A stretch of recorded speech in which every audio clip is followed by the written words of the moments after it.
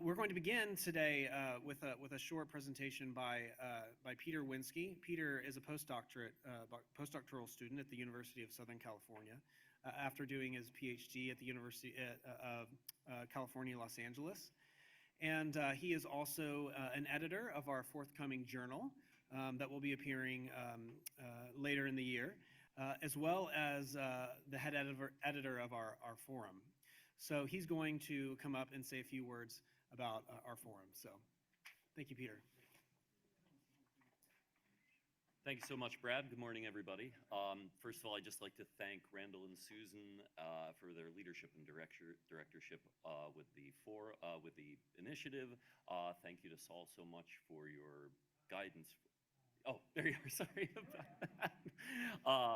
And inspiration. Without you, none of what we are doing here would be possible. And so I won't take up too much time. I just wanted to let you know a little bit more about the publication wing, essentially, of the initiative. So as Brad mentioned, we are working right now, Randall, Susan, Octavian, Gabor, and I, and Brad, of course, on our first inaugural journal. That should be forthcoming before the end of the year.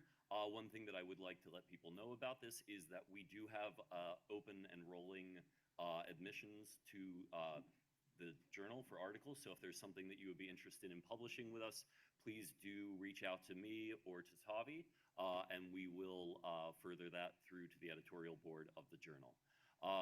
Second, I'd like to speak to you a little bit about our forum in Russian philosophy, literature, and religious thought. How many people here are familiar with this? Have you been to the site? A couple of you? Wonderful, excellent.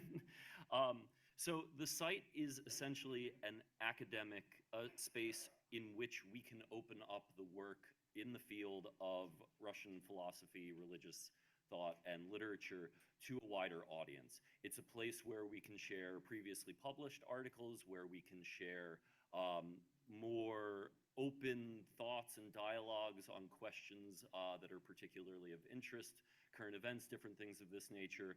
It's a space where we have an undergraduate publishing section to highlight people like Austin here, who has published his 4th article is upcoming next week. A round of applause. Really wonderful, insightful, in-depth articles from undergraduates.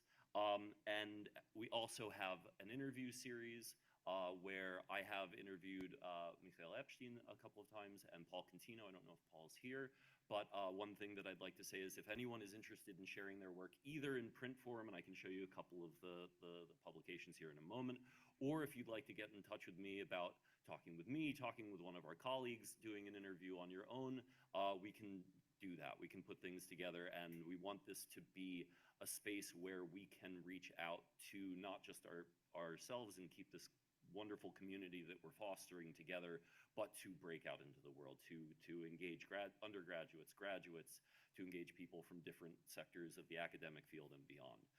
So let me just show you a couple things. We also will announce conferences here. I have a couple of times gone through and put together a list of everyone from the initiative who's presenting at panels at ACES or at SEAL and different things like that. And if there's anything else that you would like to see on the forum too, I should mention this, please reach out to me. If there's any area that you think that we've not touched, any places that we can go, please feel free to email me and we can discuss how we can make our reach continue to grow. So let me just show you here real quick. And for those of you not familiar, if you would like to sign up to subscribe to the website, all you do, the link is published in this wonderful little brochure. And if you don't have it or don't remember, again, you can email me. Maybe I can pass out a notepad, and if anyone's interested in signing up and would need a little bit of help, you can leave me your email address and I can get in contact to help people with that. But when you come to the site, sites.northwestern.edu/NURPRT/, down here in the bottom, there's a little subscribe button. All you do is enter your email and then subscribe me, and you will receive email updates every time that we update the forum. As I mentioned, there will be hopefully 2, I believe, this forum updates this coming week, so it's a perfect time to subscribe and to share with every and anyone that might be interested in the field. So let me just show you how the the website looks. So we have a nice, this is very much thanks to Tavi Gabor, the forum, the way it's built and put together. And so this is an article from Austin here. There's also an archive of posts, but it's a relatively easy access forum for publications. And again, as I mentioned, anything that you'd like to share, please do get in contact. And I've taken up enough of your time. Thank you so, yes, Randall. Peter, could you mention people that we would very much appreciate participants in the conference submitting revised versions of their paper, either for the next issue of the journal and or a fest schrift for Professor Morson? Yes. So was that, shall I repeat? Could everyone hear? If anyone is interested in, and I would encourage everyone to be interested in turning their presentations for the conference this weekend into a paper, either for an upcoming issue of the journal or for a fresh shift for Professor Morson that will be forthcoming from the publishing wing of the Northwestern University initiative in the study in Russian philosophy, literature, and religious thought. Wonderful. Thank you all so much for your attention. Have a great rest of the day.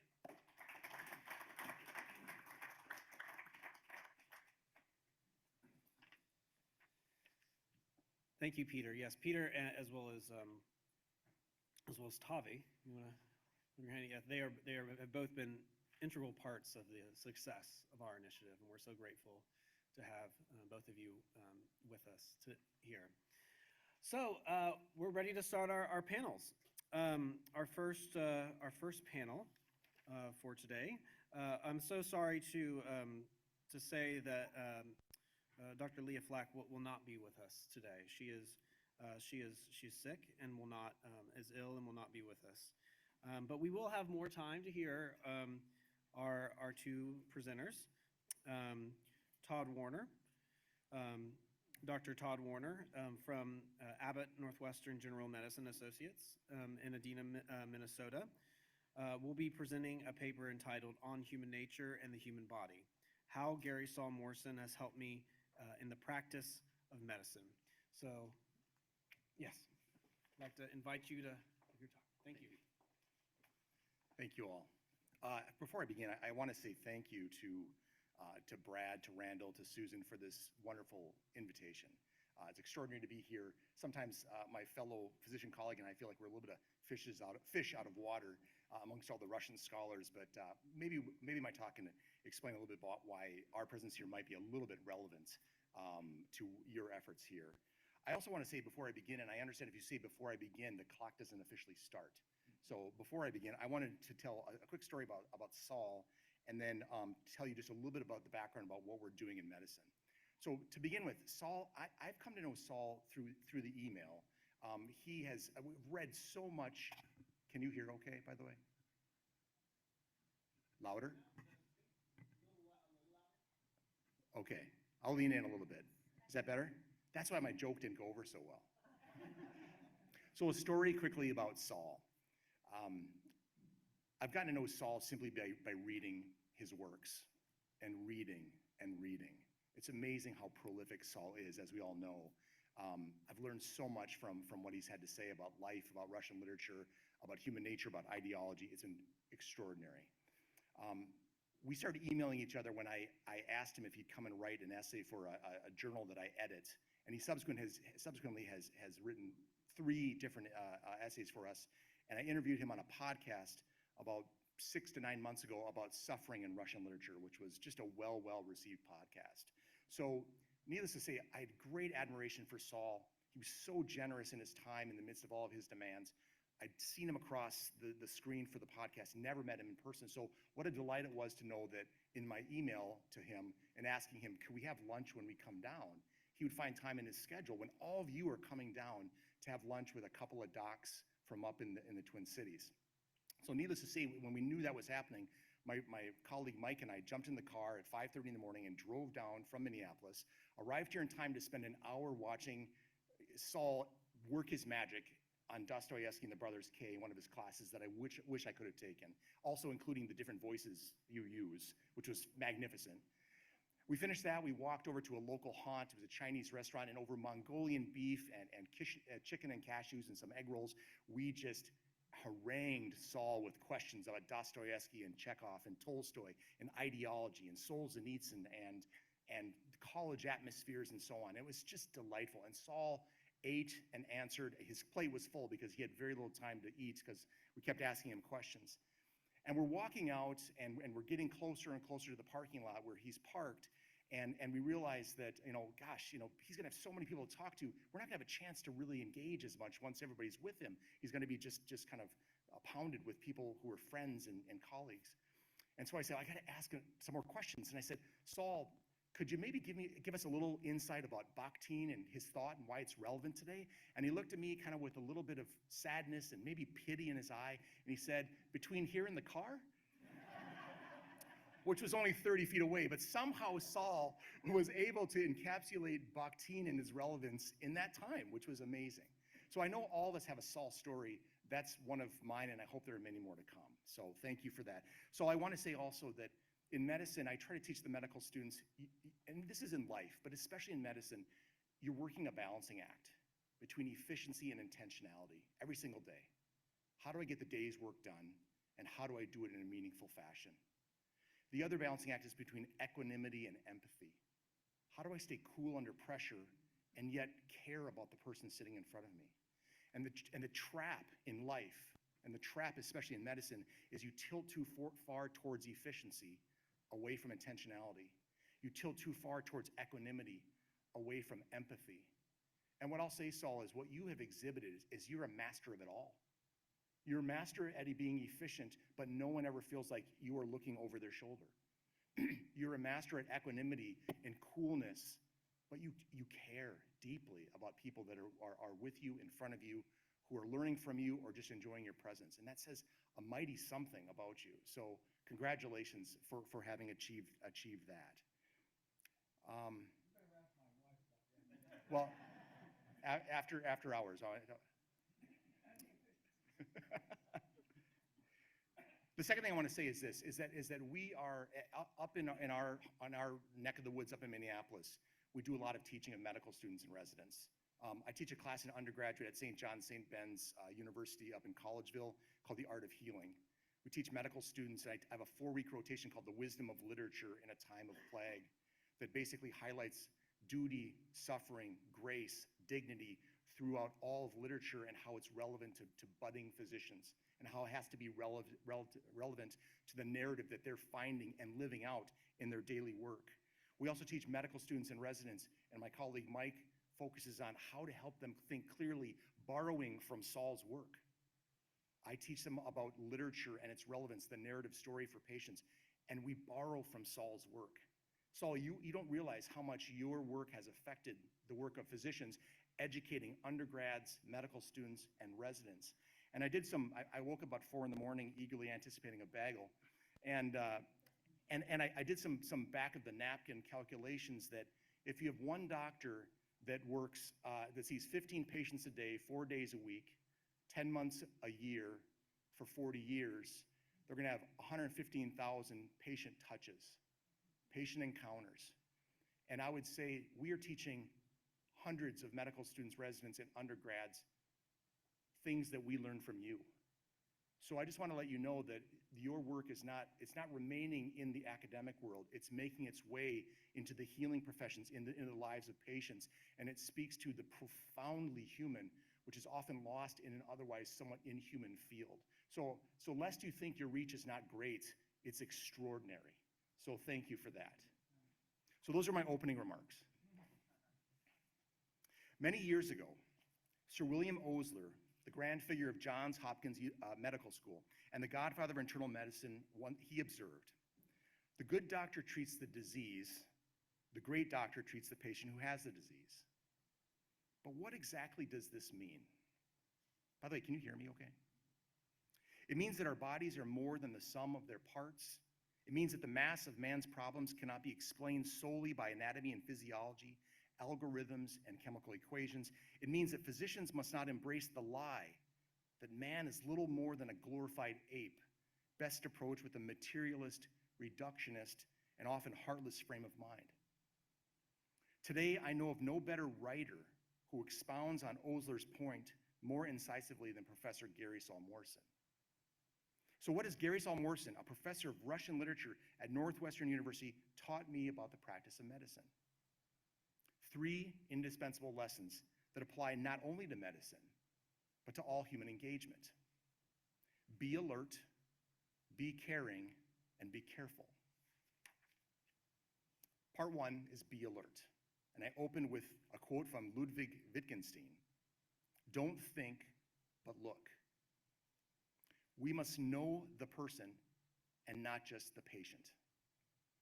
In Wonder Confronts Certainty, Professor Morson eloquently and lovingly explains that Russian literature is so captivating and enduring because it wrestles with the greatest matters on earth and in heaven, the matters of the soul. Soul, Morson insists, is the deepest, quivering personhood of a person, what Dostoevsky calls the person in the person. As physicians, there is no exorcising this quivering personhood from the fabric of our patient's body. Body and soul are mysteriously but inextricably intertwined. To address the body while sidestepping the soul, the enlivening facet of the person before us, would be to render our patient and ourselves, as George Bernano would say, horrible undeveloped monsters, the stumps of men. But baked into the soul, into this person, in the person, is profound complexity. This is something the Russian novelists capture exquisitely, the grit and grind of human existence. Morson explains that, quote, the novelist depicts people as people always are, complex individuals with a diversity of human emotions, concerns, interests, and flaws. If these accounts go beyond verifiable sources, they are at least showing how people actually behave. Columbia's iconic cultural critic, Jacques Barzin, would agree. Man in theory is quite different than man in reality. Man is not rational, Barzin corrected wide-eyed optimists, but only capable of reason. Nevertheless, the Russian greats, according to Morson, demand that we take the soul seriously in all of its mystery and complexity. They insist that our pristine theories are arrogant, even laughable, when they meet dog-eared reality. They remind us that, as Thomas Sowell famously said, quote, people are not inert blocks of wood to be moved about, like pieces on a chessboard, to carry out some grand design from on high, end quote. Human narratives are marvelously intricate, suffused with dignity, fallibility, and redemption. But how can we physicians discern the soul in our flesh and blood patients? How can we perceive the transcendent within the earthbound? For this, we must take Morson's advice learned from the wise commander-in-chief Kutuzov. Am I saying that right? From War and Peace? Kutuzov? Kutuzov. This is the one room I could ask that and get many people telling me. We must take Morson's advice learned from the wise commander-in-chief Kutuzov from War and Peace. In his essay, The Greatest of All Novels, Morson writes, quote, if the world of human beings were amenable to science, then planning would be most important. But in a world governed by contingency, where immediate reactions to unexpected events matter most, one above all needs alertness, close quote. In our alertness, we physicians will be shocked by what we see. Out of the mundane, the ordinary, the seemingly inconsequential comes vibrant life. Trapped documenting on our computers, as physicians often are, we may miss our patient's fleeting grimace, their quickly brushed away tear, a wry smile, or a pregnant silence, even though they sit mere inches away from us. These tiny bits of the human story may prove to be seminal events. As Morson offers in his speech, Pray for Chekhov, and it's a little bit of a longer quote, but these quotes from Morson are worth length. Quote, radicals and romantics picture life in terms of dramatic events. The ordinary incidents between crises are viewed as trivial or despised as bourgeois. Tolstoy and Chekhov believe the opposite. Life is lived at ordinary moments. And what is most real is what is barely noticeable, like the tiniest movements of consciousness. Tolstoy explained with an anecdote. The painter Bryullov once corrected a student's sketch. Why, you only touched it a tiny bit, the student remarked. But it's quite a different thing. Brulyov replied, "Art begins where that tiny bit begins." Tolstoy concludes that saying is strikingly true, not only of art, but of all of life. One may say that true life begins where the tiny bit begins, where what seems to us minute and infinitely small alterations take place. True life is not lived where great external changes take place, where people move about and clash and fight and slay one another. It is lived only where tiny, tiny, infinitesimally small changes occur. Close quote. One of my patients, Amanda, whose name and certain features have been changed for privacy. Amanda has had cerebral palsy all of her life. Strapped to her wheelchair, her limbs are braced and contorted. She has enormous medical problems. But upon closer look, a more alert engagement, Amanda smiles every time I see her. She's tough as nails. She cusses like a sailor. She manages all of her own medications, volunteers for charities, and always asks about my two daughters. This poor woman who's in a group home, will never be married, will never have children of her own, can't wait to see pictures of my daughters. Every time I see her, she asks if I can get a hug. She says, "People look at me like I'm a vegetable, Dr. Warner, but I'm not. I'm really smart." She is. Amanda is extraordinary, and we've weathered a lot of her medical storms because in part I've come to know her as a person and not just a patient with a disease. We must be alert. Part 2, be caring. I open this part with a quote from Walt Whitman. "I do not ask the wounded person how he feels. I myself must become the wounded person." We must fundamentally give a damn about people and their stories. If there's one essay I share with my medical students and residents, it is Professor Morson's Why College Kids Are Avoiding the Study of Literature. In it, he goes to the trouble of explaining the teaching flaws that destroy a student's interest in literature. So why should Gary Saul Morson write, much less care about this? Because a teacher's reckless act of killing enthusiasm, and in so doing, cutting off generations from storehouses of wisdom found in Crime and Punishment and Anna Karenina, War and Peace, and the brothers Karamazov, it amounts to the highest form of malpractice in the teaching profession. Morson explains why literature is indispensable. Quote, a little longer, but bear with me. "Is there something one can learn from literature one cannot learn just as well or better elsewhere? There's an obvious proof that the great novelists knew more about human psychology than any social scientist who ever lived. If psychologists, sociologists, or economists understood people as well as George Eliot or Tolstoy did, they could create portraits of people as believable as Middlemarch's Dorothea Brooke or Anna Karenina, but no social scientist has ever come close. And we're in medicine, and we read their studies, and you're absolutely right.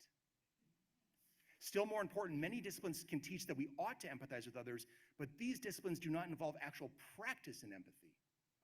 Great literature does. And in that respect, its study remains unique among university-taught subjects. When you read a great novel, you put yourself in the place of the hero or heroine. You feel her difficulties from within. You regret her bad choices. Momentarily, they become your bad choices. You wince, you suffer, you have to put the book down for a while. When Anna Karenina does the wrong thing, you may see what is wrong and yet recognize that you might well have made the same mistake. And so page by page, you constantly verify the old maxim, there but for the grace of God go I.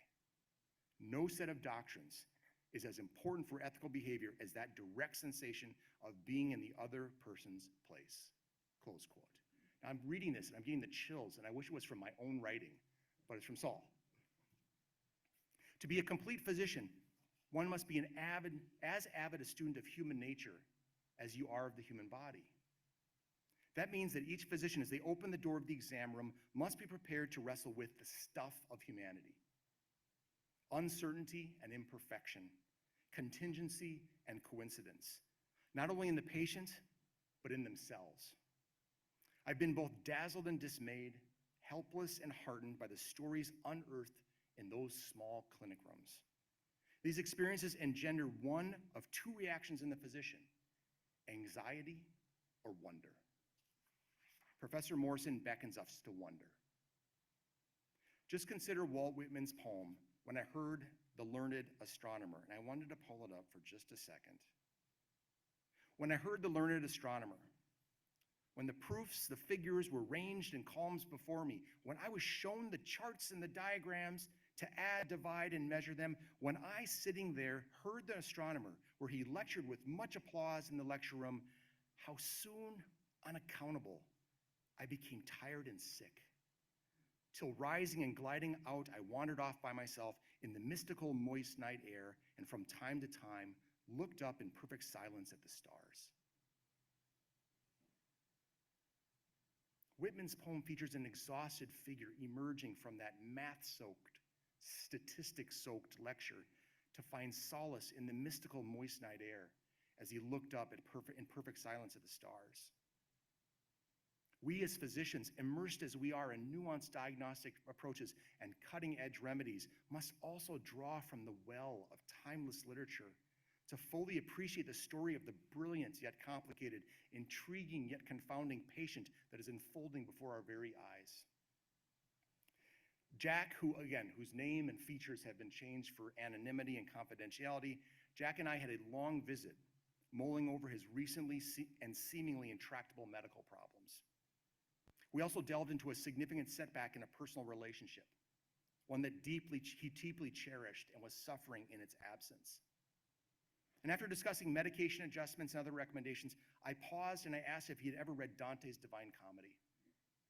I myself had been helped in reading Dante's words in the past, and after saying he hadn't, I explained how the first canto unfolds with Dante confessing, midway upon the journey of our life, I found myself within a forest dark, for the straightforward pathway had been lost. And having been lost with a cloudy vision of paradise in the distance, Virgil, the poet, appears and offers to guide Dante. He effectively says, I can get you, Dante, to where you want to go, but first you have to go through hell. And as Churchill once said, if you're going through hell, keep going. 2 weeks later, an email came thanking me for our time together. And he actually said, I appreciate the medication recommendation and the therapy number and all this. But he said, the most important thing you could have done for me was to recommend for me to read Dante's Divine Comedy. Because he says it shocked him that a man who lived 700 years ago could so acutely understand his own suffering. We must fundamentally give a damn about the people that we see and their stories. We must be caring. Part 3, be careful. We must be careful. I open this part with a quote from Flannery O'Connor. If you live today, you breathe in nihilism. It's the gas you breathe. We must beware the seduction of ideology. When Hitler's National Socialism, Mussolini's fascism, and Lenin's communism are no longer with us, ideology unquestionably remains. Ideology is imposing, jealous, and supremely certain. It brooks no dissent. It censors and fosters self-censorship. It defends approved truth and not truth itself. According to Morson, the intelligent, the ardent champion of ideology is as alive today as in the 19th century Russia, quote, signed on to a set of beliefs regarded as totally certain, scientifically proven, and absolutely obligatory for any moral person. The mentality of the intelligentsia constituted a cruel parody of religion, preserving the external features of religiosity without its content, close quote. To be sure, Saul is not the first to warn us about the dangerous timidity and the muddle-mindedness born out of societies thick with ideology, although I would argue he's among the best. French poet Charles Bagoye reminded, we must always tell what we see, but above all, this is more important, we must always see what we see. And George Orwell lamented that, quote, we have now sunk to a depth at which the restatement of the obvious is the first duty of intelligent men, close quote. In Morson's essay, How the Great Truth Dawned, he reflected, quote, why is it, Solzhenitsyn asked, that Macbeth, Iago, and other Shakespearean evildoers stopped short at a dozen corpses while Lenin and Stalin did it in millions? And the answer is that Macbeth and Iago had no ideology. Close quote. Ideology has not spared medicine. Flagship journals jettison objective study for partisan issues. They terminate editors who ask worthy scientific questions. Medical schools and residencies endure the chilling effect of ideological social sciences. Hospitals mass email politicized messages and enact partisan mandates and policies with either poor or no evidence. In medicine, as in everything else, ideology seduces first and then it dehumanizes. It is a prefabricated program that objects to thinking. It is the worship of pristine theory, the inerrancy of the white paper, at the expense of gritty reality. Pick your favorite hot-button medical topic these days. Abortion, euthanasia, transgenderism, COVID policies, all have long ceased to be scientific questions, if they ever were, and have become wholly ideological ones. But medicine has no room for ideology. Recently, at a grand rounds where a young chief resident pained over how she would take care of someone whose political views deeply offended her, we older doctors answered, "You just take care of them. It's what you do." Our job is to care earnestly, intelligently, and impartially for every person that crosses our threshold. Ideology clouds care. There's no room or time for it. Instead, we need unvarnished intelligence and inquisitiveness, intuition and experience to lead the way. In his speech, Pray for Chekhov, Morson asserts this, quote, "No doctor is just an applied biologist. He uses everything he knows, theory and untheorized experience, to devise a treatment for this patient at this moment. Timeliness matters as it doesn't in geometry. The same holds true for ethical issues. If one reasons down from general rules, one will often wind up with monstrous answers." Aristotle notes, because rules are formulated with a paradigm case in mind, but real situations may differ in significant ways that cannot be foreseen. Then one must use judgment, which by definition cannot be formalized. Good judgment grows out of experience, mistakes, reflection upon mistakes, a process of yielding, not theoretical knowledge, but practical wisdom. And that is why, as Aristotle observes, young men can be good mathematicians, but not good ethicists, which requires long experience. Practical wisdom yields answers that are true, as Aristotle liked to say, on the whole and for the most part. Close quote. We must think clearly. We must beware the seduction of ideology. We must be careful. In conclusion, I'd like to close with a quote from George Steiner. "The most important tribute any human being can pay to a poem or a piece of prose he or she really loves is to learn it by heart. Not by brain, but by heart. What you know by heart, the bastards cannot touch. They cannot take it from you." Close quote. Today, the ship of medicine is listing and taking on water. Increasingly, the field has become ideological, and too often medical training does not teach empathy, it peddles technique. It does not model intentionality, it champions efficiency. It does not uphold vocations, but it promotes utilitarianism. We are seeing the dehumanization of medicine, which ought to be the most humane of professions, and the dehumanization is at the crux of a burned out profession and a disaffected patient population. But we must not despair. That was a long, sad list. But we must not despair. We must be alert. We must be caring. We must be careful. We need to revive culture and reclaim common sense. To be sure, we must know the science of medicine, but we would be even more edified by immersing ourselves in the great literary works of the ages, works that beat a path towards right reason and sound ethics, that explore the authentically human and engage earnestly with the permanent things. And we would do well to read Professor Morson's voluminous commentary along the way. And that's not all. We need to bring this literary sensibility to our families and friends, to our patients and colleagues, so that generations hence will rest in, as Whittaker Chambers hoped, the fortifying knowledge that there were those who at the great nightfall took loving thought to preserve the tokens of hope and truth. It might take time, but as German poet Rainer Maria Rilke once noted, everything must come to term before it is born. On the final page of his magnum opus, Wonder Confronts Certainty, Gary Saul Morson concludes, "Rightly conducted, the conversation about ultimate questions remains engaging and endless." Let us keep the conversation going. So indeed, Saul, Professor Morson, I am so glad you are leading it. Thank you.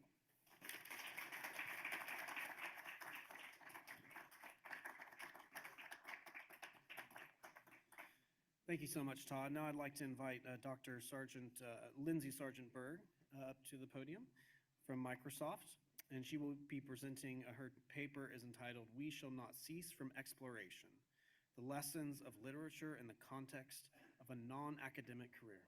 Okay, how's the lavalier doing? I did. Any luck? We're going to be presenting slides. I work for Microsoft. I have spent the last 17 years working for Microsoft. I can actually present without slides, but in this particular occasion, there are reasons for having them. I will not be reading my slides, which is strictly forbidden in a Microsoft context. God forbid you should read your slides. I will introduce myself first. I noticed that I'm the only one of the many PhDs in the program to style myself doctor.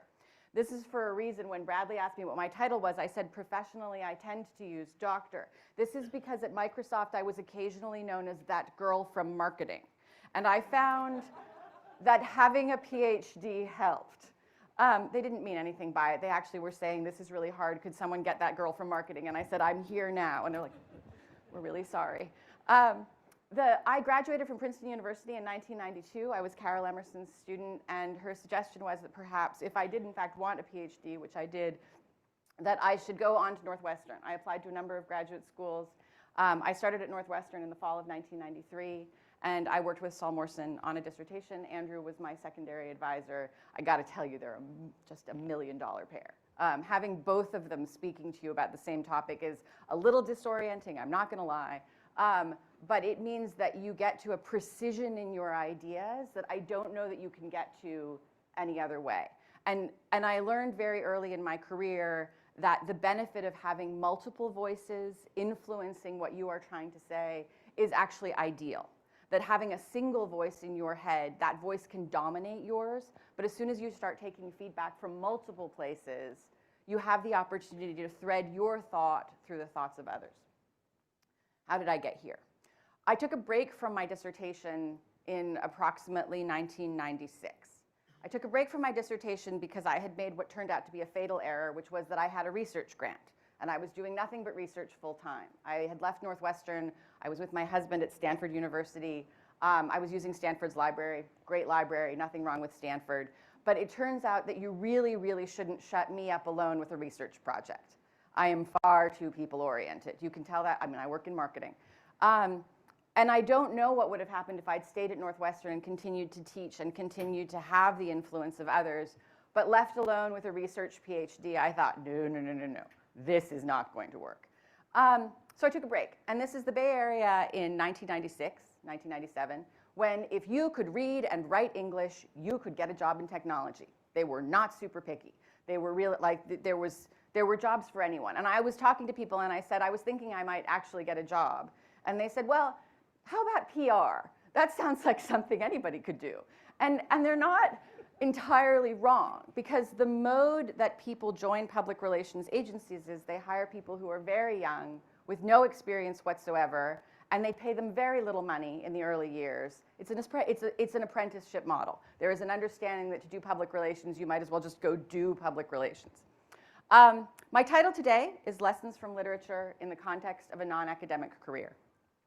In order to give you the context for what I do, it is important for you first to understand what exactly is product marketing. My title at Microsoft is Senior Director, Global Industry Product Marketing.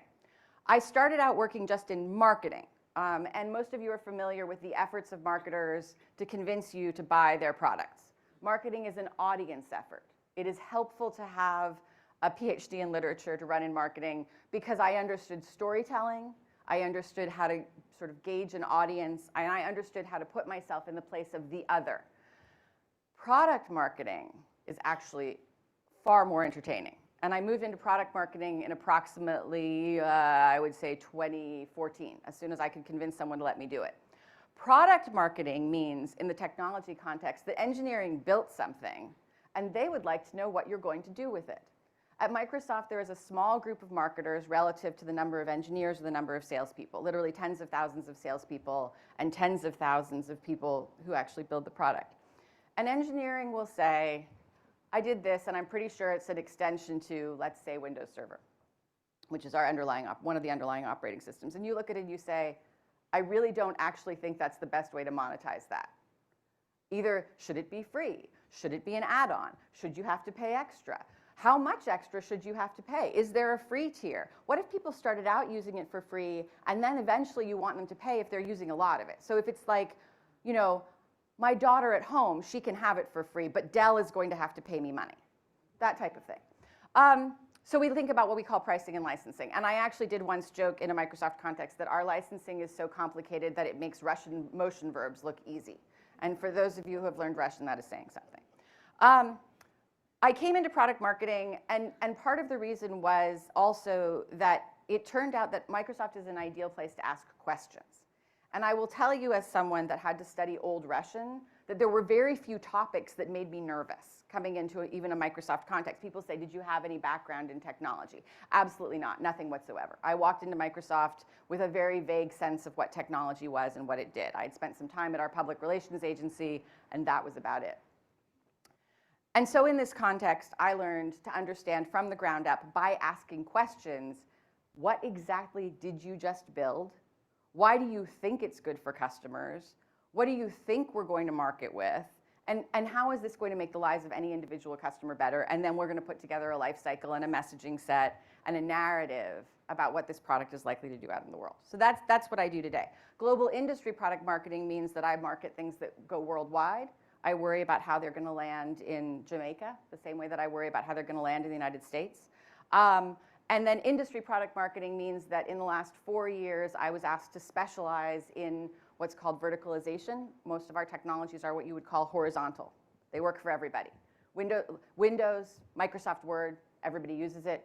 Not radically different. You could be running a retail store or running a factory, and Microsoft Word is what it is. Other things, not so much. And so the assignment that we were given in sort of the time of COVID, honestly, was if you're going to change things up and make them suitable for particular industries, which products should be verticalized? We'd had some bad experiences previously verticalizing things that should have stayed horizontal. And under what circumstances? And this actually led to one of my favorite comments from a non-humanist ever, which was, he said to me, he's like, I think the real question is, how are we going to pursue the horizontal and the vertical in parallel? And I said, well, that's impossible. And he said, no, it is absolutely, we had a brief dispute while I explained to him how geometry works. People in corporations don't always understand exactly the words that they've just said out loud. We worked through it. Where I want to start today is from a quote from T.S. Eliot from the Four Quartets. T.S. Eliot's probably my favorite poet. He was my father's favorite poet. We shall not cease from exploration, and the end of all our exploring will be to arrive where we started and know the place for the first time. And coming back to Northwestern after, on the order of 25 years, is in fact a journey back in time for me. A journey back into the things that I knew and the things that I remembered and the things that were important. T.S. Eliot is, of course, talking about the alpha and the omega, the circularity of time, the figure of Christ in the beginning and the end. But I think there's also value in understanding that the human experience is often circular and that we return to places that we once inhabited as different people and therefore inhabit them differently. What I'm going to talk to you about today are 4 things. I'm going to talk about the 4 lessons of literature that I carried with me. I thought originally about whether I should research a talk for today. I've been thinking about this since November. And I finally decided that for me, the more interesting question was, again, what do I remember? What have I carried for 30 years from Carol, from Andrew, and of course from Saul? I'm going to start with plans. I think most of you are familiar with the nature of planning in War and Peace and from Saul's book, Hidden in Plain View. I first read War and Peace and Hidden in Plain View in, I believe, the spring of 1990 in a seminar led by Carol Emerson.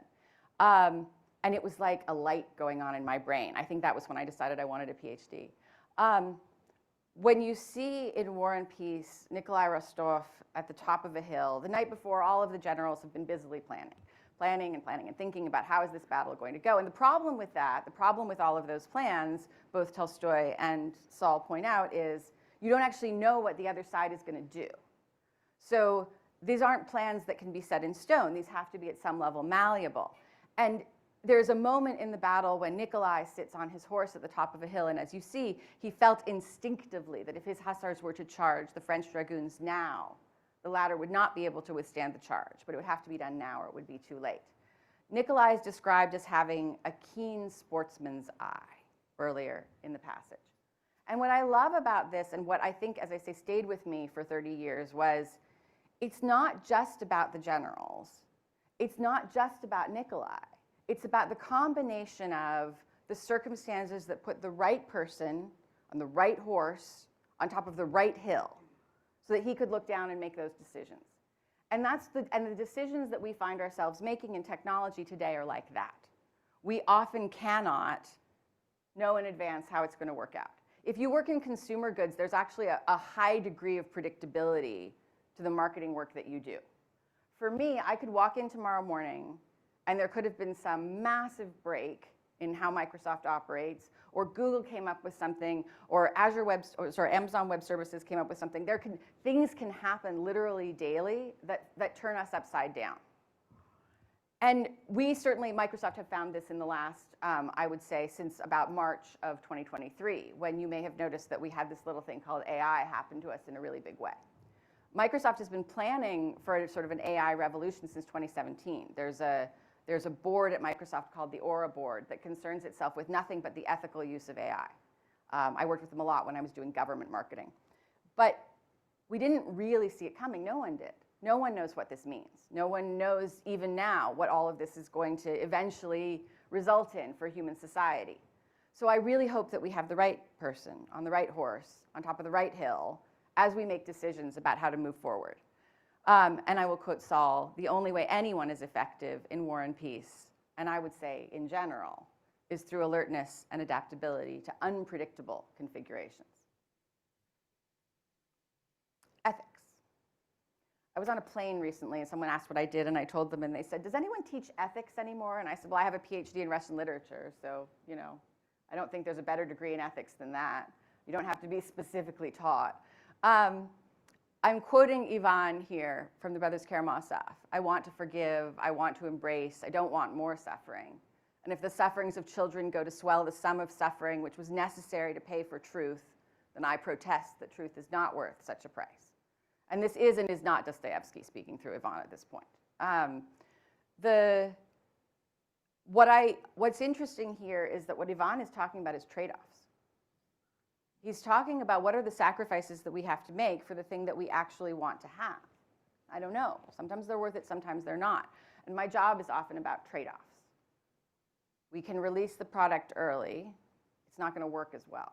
We can release the product early. We don't actually know what it does. It's going to have unforeseen consequences in customers' environments. Is that an ethical thing to do? When we have a technology like cognitive vision, which can do facial recognition, but only well under certain circumstances, do I release it to the public or do I not? Someone else might. Should I do it? I was telling Saul when we had dinner the other evening, you may have seen commercials, they were everywhere for a while, Microsoft talking about how you can use this type of cognitive vision to find snow leopards on a snowy hillside. And you can learn more about the snow leopards and their habitat and what they do. It's brilliant. It's wonderful. Everyone should find the snow leopards. What if you use it in a military context? Is that okay? What if it's wrong? What if it's wrong 30% of the time? That's fine if it's a snow leopard. Is it fine if it's a human being? What are the rules? And so those are the questions that I think you will probably be relieved to know, continue to ask in technology. I'm also quoting here from Brad Smith, who's the president of Microsoft and who was the general counsel for Microsoft during the efforts in the 1990s to break up the company. The time has come to recognize a basic but vital tenet. When your technology changes the world, you bear a responsibility to help address the world that you helped to create.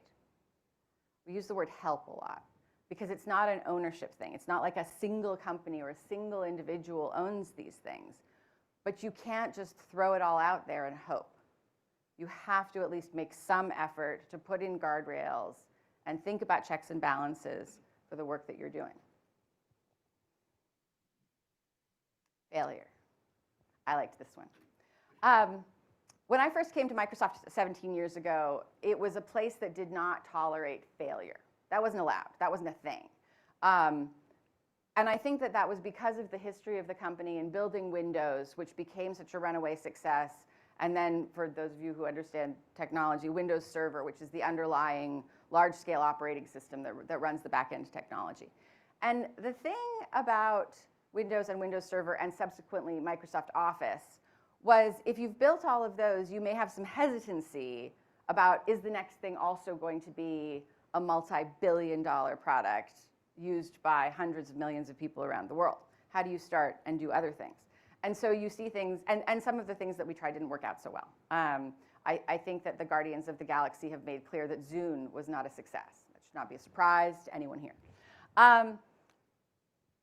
What I knew from my PhD, which my thesis was on the development of Christ figures in Dostoevsky from the idiot to the brothers Karamazov, with my central thesis being that Dostoevsky failed several times in the experiment that he was trying to run. And in fact, if you look at the novels of most of the great Russian authors, most great authors in general, they'll say, well, I was trying to do one thing and it didn't necessarily work out, and this is what happened. Very rarely will you have an author say, I had an experiment in mind and I ran it and it was a perfect success and nothing happened that I didn't expect. It's not how it works. So the idea in any context where you're doing sort of innovation that there isn't room for failure means you can't actually innovate.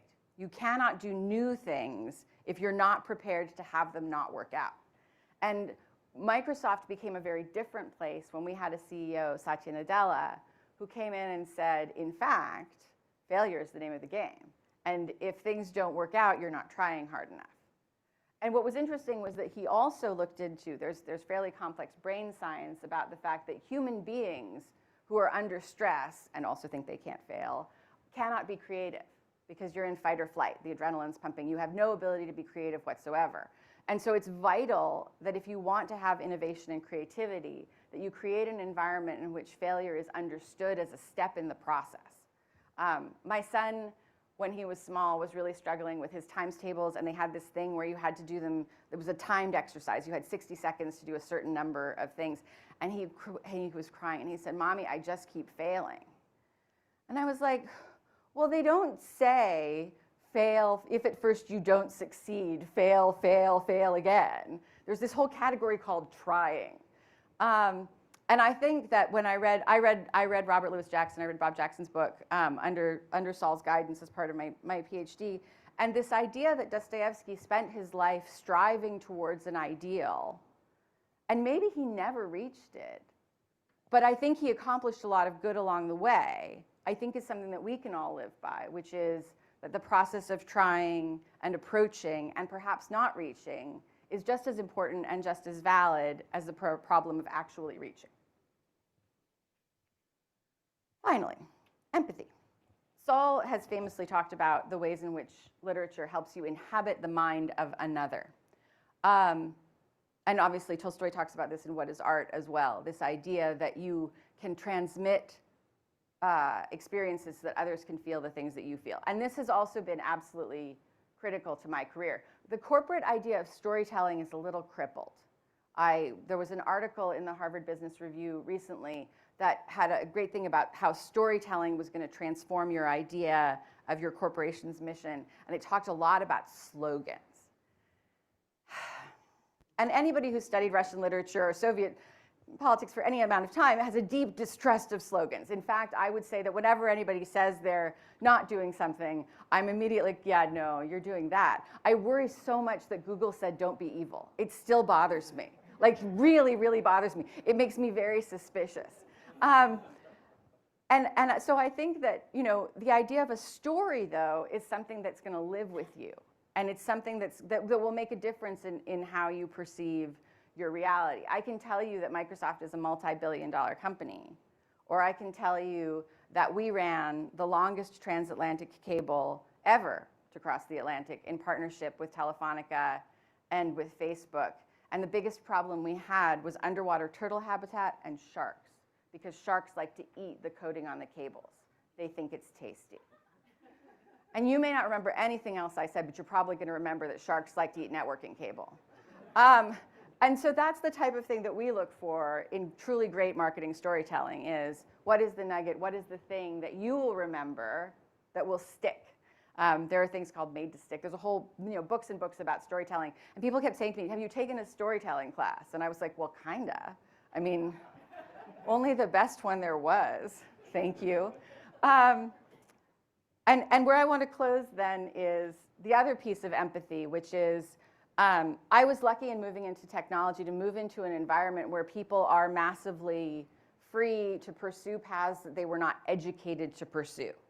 I am surrounded by people with degrees that are not relevant to their current pursuits, without an undergraduate degree at all, especially people who code. Wasn't necessarily useful. There's a creativity to coding that isn't necessarily helped in a classroom. And I think that the thing that resonated with me was something that I read in Problems of Dostoevsky's Poetics sometime in probably 1992. Carol was good enough to give me a copy. I still have it. It was inscribed by her. It's up there with my copy of Hidden in Plain View, except that I spilled lemonade on my copy of Hidden in Plain View. It's a little sticky. In a human being, there is always something that only he himself can reveal in a free act of self-consciousness and discourse, something that does not submit to an externalizing secondhand definition. And in all of my work with people across all of the companies and places that I've been, that's the thing that's always been true, is that there's always something that is only realizable when you enter into dialogue with another individual human being. If I learned nothing else, I learned that. So thank you very much. I want to say, since I have this opportunity, thank you, Saul. Saul influenced my thinking in an enormous way. My son, when he was little, used to mangle common English phrases. He once said to me, "Mommy, you look so pretty today, and I'm not just putting butter on you." And so I want to say, I am not just putting butter on Saul and Carol and Andrew when I say that you three influenced my thinking more than any other three people on the planet except possibly my parents. I cannot imagine doing the work I do today without your guidance and your instruction, and I could not be more thankful for the opportunity to be here today and to quote Eliot and to come back to the place that I came from and say thank you. Thank you so much.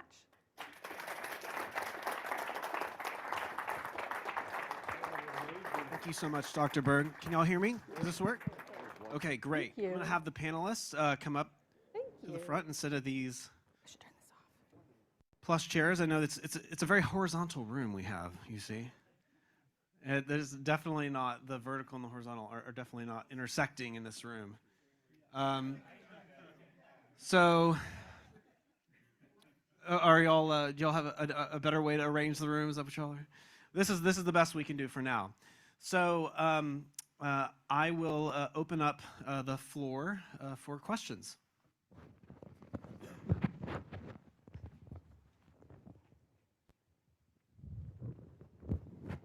Thanks, Todd and Lindsay, to both of you. Those were fantastic papers. One of my roles at my home institution, the College of St. Scholastica, is director of the Health Humanities program. And so not only your paper, Todd, but yours as well, Lindsay, was fascinating to me. Lindsay, you ended, of course, on empathy, which is immediately relevant to health humanities. And Todd, you began your paper by quoting William Osler that the best physician treats not the disease but the patient. And if you think about it, how do you do that? How do you treat the patient? The disease is subject to biomedicine and to natural science. It's a physical object which can be observed, but the patient is not. The patient is a person whose inner experience is private and inaccessible. The natural sciences don't work. They have no access to the inner world, which is the person. The disease is physical. Illness is an experience which can't be observed by the natural sciences. So how do you acquire empathy for the illness that the patient or person is experiencing.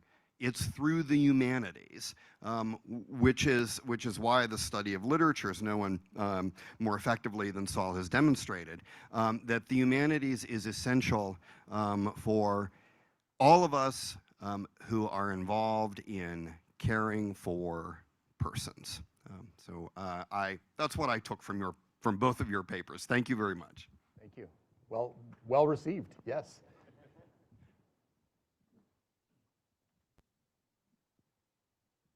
Any other comments or questions?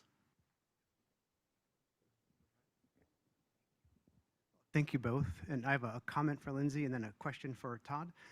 So I ended up in San Francisco in the mid-90s. I was doing a PhD in Comp Lit and took time off after the master's. Very quickly had a job at Wired magazine, and I think they liked the fact that I knew nothing about business. My boss loved Russian literature, and that's, I think, why I was hired. I was probably the wrong hire, but anyways. So I feel your pain, if that's the right word. So thank you for sharing your story. And then Todd, my general question for you is what kind of, if it's possible to answer this, what kind of doctor is today's medical pedagogical establishment producing? And I want to give you 4 options. I love multiple choice. So one would be Ivan Karamazov, MD, right? So he doesn't go into, he abandons family practice to go into medical research because that way he can help people. And so he never actually engages with patients. Then there is Dimitri, and Dimitri's in it for the money and the fame. Very quickly, his marriage falls apart because he has an affair. He gets sued for malpractice. He's always in need of money. And then there's Alyosha, of course, who is compassionate and caring, and he's aware of the research, but he only uses it to treat his patients if it really fits with what the patient needs. And then it occurred to me that maybe Pavel Karamazov, Smerdyakov could be a doctor where he's really focused on technique. He's got his cooking. Here he's got his medical practice, maybe indifferent to whether his patients live or die. And so I was wondering if you think that today's medical institutions are producing a certain kind of Karamazovian PhD. All I know is I think you've got a book in the making right there. So, you know, I don't want to be so, the last section of my talk, I want to make sure I didn't leave you hopeless, right? By talking about the way things are now. Because I do think there's a lot of Alyoshas. I think people go into medicine, if you look at personal statements that people have the right to get into medical school, clearly they've submitted their GPAs and their board scores and their letters of recommendation, and there's a salesmanship of your life boiled down to 700 words where you've got to kind of sell your resume, but it's sort of like, oh, I'm not selling my resume, I'm just telling you my story. But within there is a spark. There's an authentic spark that they want to help people. Because nowadays, you're going to go into big time debt, and you're going to spend all these years of your life in dusty libraries with a knapsack over your back and ramen noodles at home, waiting to get on with your life. And I still think people are drawn into medicine because they're not going in to get rich and famous. Some are going into it for research. Some become more cynical. But I do think the intent is very, very good. The concern I have is what happens to those people when they go through it. And the issue is we are either forming people or we are deforming people. And to my way of thinking, my dad used to, when he would understand what I was, so brief story, we had a study skills person our first week of orientation that basically was going to tell us how to get through the first 2 years of medical school, which is all classwork, largely classwork, 8 hours a day. She said the key is to study 2 hours out of school for every 1 hour in school. And a few of us did some math and said we're in school 8 hours a day. And we did the math, and we said, and then she was gone. We couldn't find her. So the point is, as my dad would say, you try to put 10 pounds of manure in a 5-pound can, you can't do it. Now, it begs the question why you're putting it in the can, but that's another lecture. But the long and the short of it is, people get so caught up in just memorizing, and surviving. They tip towards the efficiency, they tip toward equanimity, and away from empathy and from intentionality. And it's a slow, deformative frog in the water process. And all I can say is, when I give them, or my colleague gives them, some Morson insights, some Tolstoy, Dostoevsky, Shakespeare, all these things, at first they're rattled. And then they start to thaw. And they're saying, it's like an echo from the past. I remember this voice from somewhere. And the more they get into it, the more they start to come alive to the person in the room and not the disease the person is faced with. They're accompanying somebody. They're not just treating them. And so I would 4 paragraphs later, Alyosha is who we're seeing go in. What they become is up for grabs. And I'm just saying, we as mentors and apprentices have to rededicate ourselves over and over again to instructing people, walking with people, forming people in the profoundly humane aspect of what it means to be a physician. And this material, your material, is key to doing that. That's a good message. So I take it the answer was C then? Yeah, C. It wasn't, definitely not. This wasn't an essay question? Smerdakov.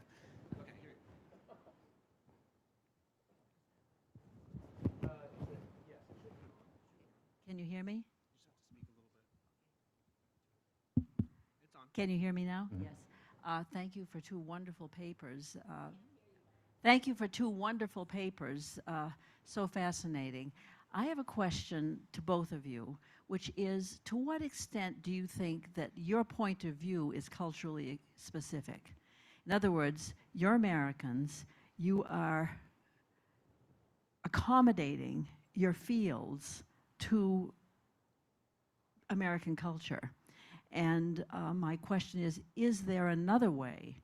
Is it culturally specific? Are there other ways of approaching what you do that you've noticed in your life's work? Because I'm sitting here thinking, I used to take groups to Russia, and people would get sick, and I'd take them to the hospital. It was different. Again, not bad, but just I'm just wondering whether you've given any thought to that, because I think it's also applicable to the business model, the Microsoft model as well. Thank you, Donna. Yeah, I can start there. It's actually why Microsoft runs subsidiaries around the world, is that we understand that there's only so much that we can do from Redmond, Washington, that's going to be intelligible to our colleagues. So I have marketing peers who sit in Australia and Japan and who handle Ukraine. They don't sit in Ukraine anymore. But we market the United Kingdom. We work really closely with our colleagues globally to get that extra picture on audience, because it is a cultural context, and things that we can say in the United States we wouldn't necessarily say. My job is to produce a sort of semi-neutral version, a neutral-ish version, and then we get feedback. We don't guess, we go ask. That's what I learned about cultural context, is don't guess, ask. It's and I think that that's a common perspective worldwide, is, you know, if you really want to know what you're doing, you're going to have to ask somebody who inhabits that cultural context. Yeah, I guess I would say I don't have any subsidiaries, so I am my own subsidiary. No, I mean, it's a great question, because I think this is part of why we bring the culture to them. And again, I'm from a Midwestern American perspective, there's no question, but here's Dostoevsky. You know, here's Shakespeare. Here's Maya Angelou. So we got stuff from the South. We got stuff from England. We have stuff from the heart of Russia. And again, the one thing that we can say over and over again is, regardless of the era, the language, the religious beliefs, and so on, everybody knows what suffering is. Everybody. Everybody knows what dignity feels like, or the sense of a loss of dignity. Everybody knows what a hunger for purpose or an angst in its absence feels like. Everybody knows what a kiss of grace feels like. And that's embodied in all these great works of literature. And so what an incredibly diversifying and yet unifying approach to bring all these different cultures that sing the human song.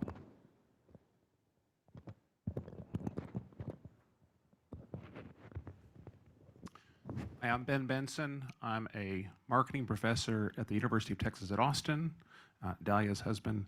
And my question is for Lindsay, but Todd, you may want to weigh in on this as well. And my question is for you as a marketing professional. I've never been to a program like this before. This is way outside of my field, and I didn't know what to expect. And I am taking away far more than I ever anticipated I would. I'm going to need to take a day just to digest all that I have received and heard and ideas and concepts, and I'm really looking forward to that time. But I'm reflecting on a conversation, Todd, you had with Robin Miller Thursday night, where she was talking about the humanities being under threat, shall I say. Powerful word, but I think that that's probably realistic. And you were offering some hope and some ideas and some reasons that literature and the humanities brings value to contemporary world today. So my question is for you, Lindsay. You're in a very unique position, or unusual position, of having a PhD in the humanities and practicing marketing. What advice would you, as a marketer, give to the practitioners in the humanities about how to raise the profile and the understanding of the value of the humanities? I think that there's a lack of understanding on both sides, in the sense that I think that the professors of the humanities are not necessarily enough willing to say, we don't know enough about industry to say that it's valuable. My parents were academics. My parents were professors of astrophysics. And my mother came to speak once at Microsoft about women in science. And she kept saying, of course, I'm just in academia. I don't know what it's like for you. And it was sort of true, but it was less true than she thought it was. There's less separation than you think there is. So I think that that's the one thing, is that people that do not be afraid to opine. It's not quite as much of a foreign planet as you think it is. And then I think also encouraging people, I don't know, it's a horrible word, but to dabble. You know, there's this whole, what I dislike about American education, especially now, is you're on a path, and you're going to take these classes, and you're going to go to this school, and then at this school you're going to take these other classes, and you get this degree, and it's all got to be focused. I talked to an undergraduate at Princeton, and her whole thing was, my parents really think it's important for me to go into either consulting or financial services, and they're really upset that I took an internship at Microsoft this summer because it's risky. And I was like, we're a Fortune 500 company. I was like, this is not the riskiest thing you've ever done with your life. And by the way, if it is, you might want to rethink that. I think we need to encourage our humanities students to take risks. I think we need to encourage them to take classes that are not on a path. I think we need to encourage them to explore. What I love about Northwestern is so many people take Saul's class who are not majors, who are not going to do this for the rest of their life. The university is this unique opportunity to learn all kinds of things that you may never, ever use. And that's great. And that's wonderful. And the more that we give in to this idea that education should be utilitarian, the more that I think that we fail. So I actually think that the academia needs to stand up and say that this is worth knowing and that it will be useful. Eventually, you're just not going to know how in advance. There's not a direct path from knowledge to utility. That happens later. That sounds like something that should be marketed outside the humanities department. Yes. Right? To the administration and the other departments that are getting a lot more money and a lot more funding and siphoning off all the young people into their departments to major there. It's those departments that should be encouraged to have co-taught courses in the humanities, or to send their students and say, you need to do a few humanities and literature classes specifically in order to get your degree in our department. Absolutely, and I believe in the core curriculum, which I think is a concept that has not necessarily been pursued properly. I mean, Dahlia's point is that the departments need to advocate for themselves, and that departments that may get more students in majors because those majors are perceived to be useful should be cross-training their students more. And I think that that's absolutely true. But it's also on the administration to say, if you're going to consider yourself an educated person, you need to go explore a little bit more. Honestly, I love some of the work that Andrew's doing in Central Asia that I've been reading about, in terms of looking at totally different models for how we think about education, and have a lot more emphasis on collaboration at the undergraduate level, because that's one of the weaknesses that we certainly see people coming into the business world. And it was the hardest thing I had to learn how to do. Learning how to work with other people was not easy, of all the hurdles that I sort of crossed.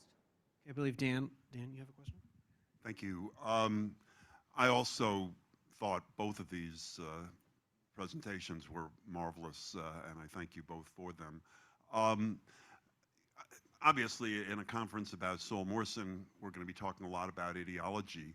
And Todd, when you were speaking about ideology, the question arose in my mind, are we being ideological here? Are we displaying some of the attributes of discourse that we justly criticize ideologues for? And so I thought somebody ought to play the devil's advocate. And since I'm a lawyer and a law professor, I obviously have a lot of experience in that, sometimes get paid for it. So I would like to raise this question. Are we being arrogant in assuming that the study of great literature is uniquely a way of achieving the various kinds of virtues that we think are so important? If we look at the great works, not only of the Russians, but I think more generally, certainly Shakespeare, often the people who are most expressive in their words and in their conduct of wisdom and these virtues are people who are not learned at all and may not even be literate, and certainly have never read Tolstoy or Dostoevsky.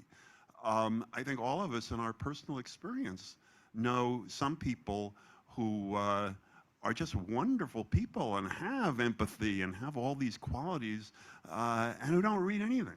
And I think we all know other people who are professors of literature or very well-read people who are not attractive people in these regards. So that's the challenge. So should we more modestly be thinking reading great literature is something that for some people is a very good way of learning to understand and hopefully to practice a certain kind of way of life, but that you know, it's one of many, and that's the question. I thought I gave you a ride home, so you're not supposed to ask me those. Oh, I'm teasing. No, I think it's a great question, and I think we all are familiar with that one very haunting quote, and it might be from, again, George Steiner, who said, "We now know that people can read Rilke in the evening and listen to Bach concertos and then go work at Auschwitz in the morning." We know very cultured people can do horrible things. So it's not like you read this, you're going to be a better person. I completely agree. The other thing is there's a Walker Percy novel called The Moviegoer. And he talks about, many of you may have read that, but he talks about the notion of people trapped in everydayness. They're just kind of rolling along, and they're just trapped in the kind of and that there's nothing wrong with being kind of about the workaday world that you're in. But one of the things that happens to the character is he's shot in the Korean War, and he's lying under this tree, and he sees a dung beetle going by him. In that flash of moment, he realized he wanted to survive, and there was something more in life. And he couldn't put his finger on it, but he called it the search. He said, I discovered the search. And what I'm trying to say about is not that literature is a panacea. If we give these doctors and we randomize a trial, all these readers are going to be awesome, and all the non-readers are going to be horrible. And I don't believe that at all. There's way too many ingredients that go into it. But what I will say is whether it's literature, whether it's philosophy, whether it's history, whether it's theology, this all involves profound humility and curiosity. And second of all, involves the search. And so to my way of thinking, if you have people that want to know more about the world they live in and the people that have inhabited it, and they kind of are hungry to take cliff notes to say, how can I do this better? However that comes, I think the humility, the deep hungering curiosity, and the inextinguishable search, that's the ingredients that will lead somebody to a better place, whatever profession you're in, not just whether you read Moby Dick or not. So that's kind of, I guess, how I might answer it.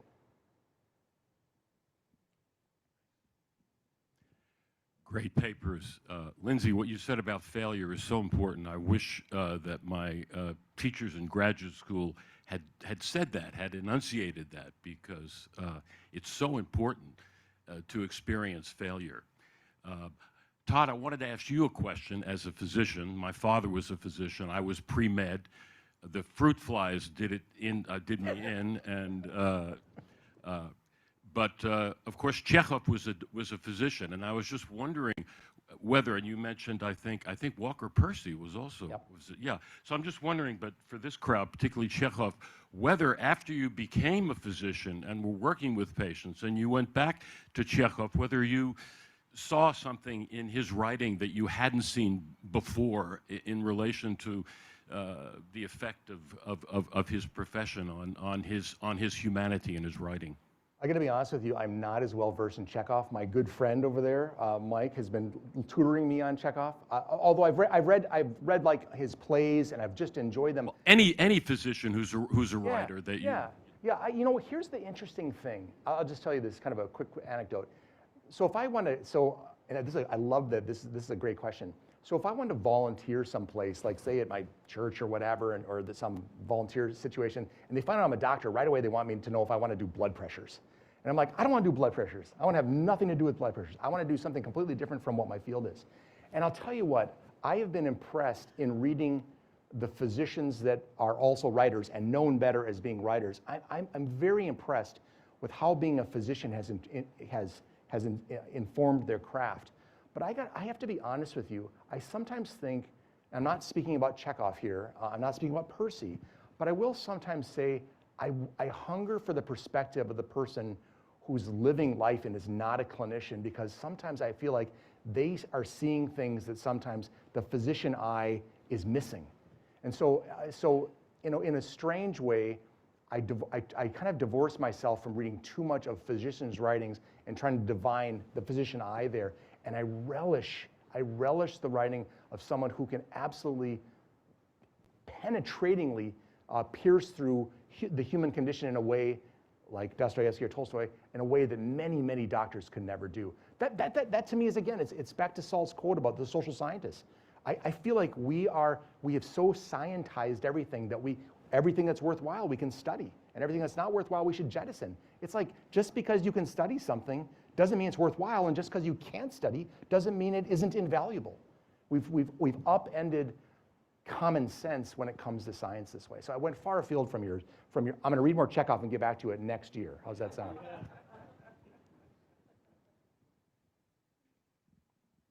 Paul? Thank you. And thank you very much. This is fantastic. A question about education for each of you. Are the medical schools working on curricula that won't drive out the inner Alyosha amongst the students?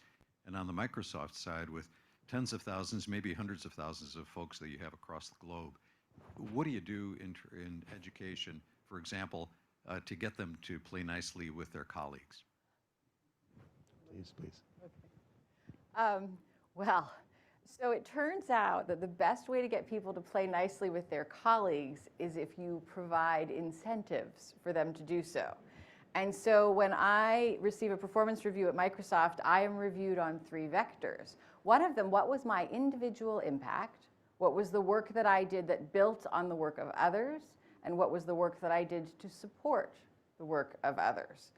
And it is emphasized frequently in our training that all 3 of them are equally important. And that is how you get people to collaborate, is if twice a year someone says to you, great, I see what you did. Did you help the guy down the hall? And if so, can you document that? What's the thing that you did that your name isn't on? So, and it's actually, they started trying that 10 years ago. It's made an enormous difference. But the only way to really get people to collaborate with each other is if you provide a system in which they're rewarded for doing so. A little bit more broadly, is there training that goes along with that and education? Not everybody has a PhD in literature. Yeah. So is there other educational effort that's made? Once people are employees or before? Well, I will say before that, I want to point to our colleague from the University of Texas at Austin, because their MBA program does a lot of teaching of people in how to work effectively together. It's a massive priority of top-notch MBA programs, and we hire graduates from his program on a regular basis. We have ongoing training. Some of it's good, some of it's terrible. I resist some of it. I mean, the problem is that when there are people who specialize in, quote, learning, and it's like anything corporate. Some of it's going to be great, and some of it's going to be like, please, can I go home now? It's just, you know, it's not an easy thing to develop a training for certain things. And that's why we started preferentially hiring MBAs, because there's a thing that you do in a business school that actually prepares you quite well to do that. But I do also, there is an apprenticeship in it as well, is that what I've observed is, for example, I actually have to leave this conference early because I have to go to Germany. We have like 10,000 square feet on a show floor in Hanover.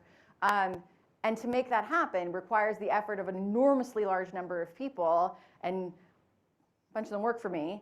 And there's a satisfaction in doing that together. There's a satisfaction in saying, I alone could certainly not have been responsible for designing, building, equipping, having 20-odd partners, and I think it was something insane like 41 demos in the booth. No individual person could do that. And when you show people things that aren't possible individually, then they tend to get more excited about the work, and then reward them for participating in these group processes. Then it's a balance between training people to be great individually and then training them to make that individuality more powerful by working with others. And some of it's training and some of it's just the way that we work. And that's true for any technology company. I would suggest probably for any company, is that you have to get better and better at helping people see what happens if you do things together. If I can say one quick thing is that I look at Matt's and what he's doing at Yale. That's a huge sign of the hunger or the openness to educate people on the humanities, going into the healing professions. What I'm teaching at St. John's, a rotation I'm giving, the 4-week rotation, the wisdom of literature in a time of plague. It's a little bit of an underground movement, because it's not like they're coming and knocking on your door. As a matter of fact, I had an evaluation for one medicine and literature class that got raved. It was very, very well received, but there were 5 people that thought I had too many dead white men. And it was kind of a diversified talk. And I said, oh, you understand? I said, if you look at the nuances of brothers Karamazov and Alyosha's conflicts and so on and so forth, I said, what is it about a 19th century Russian society in a different language that where suffering isn't similar to the suffering we have nowadays? And the person who's the coordinator said, I don't know, I've never read Dostoevsky. And then they didn't ask me back.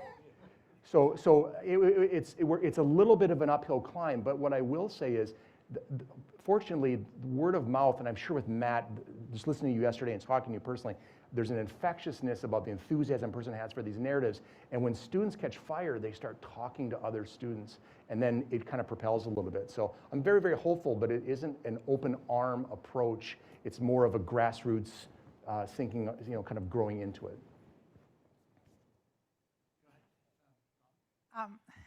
This is wonderful, both of you. And Todd, you said a few minutes ago, you feel a hunger for the perceptions of people who aren't necessarily clinicians. And there is a big hunger in this room.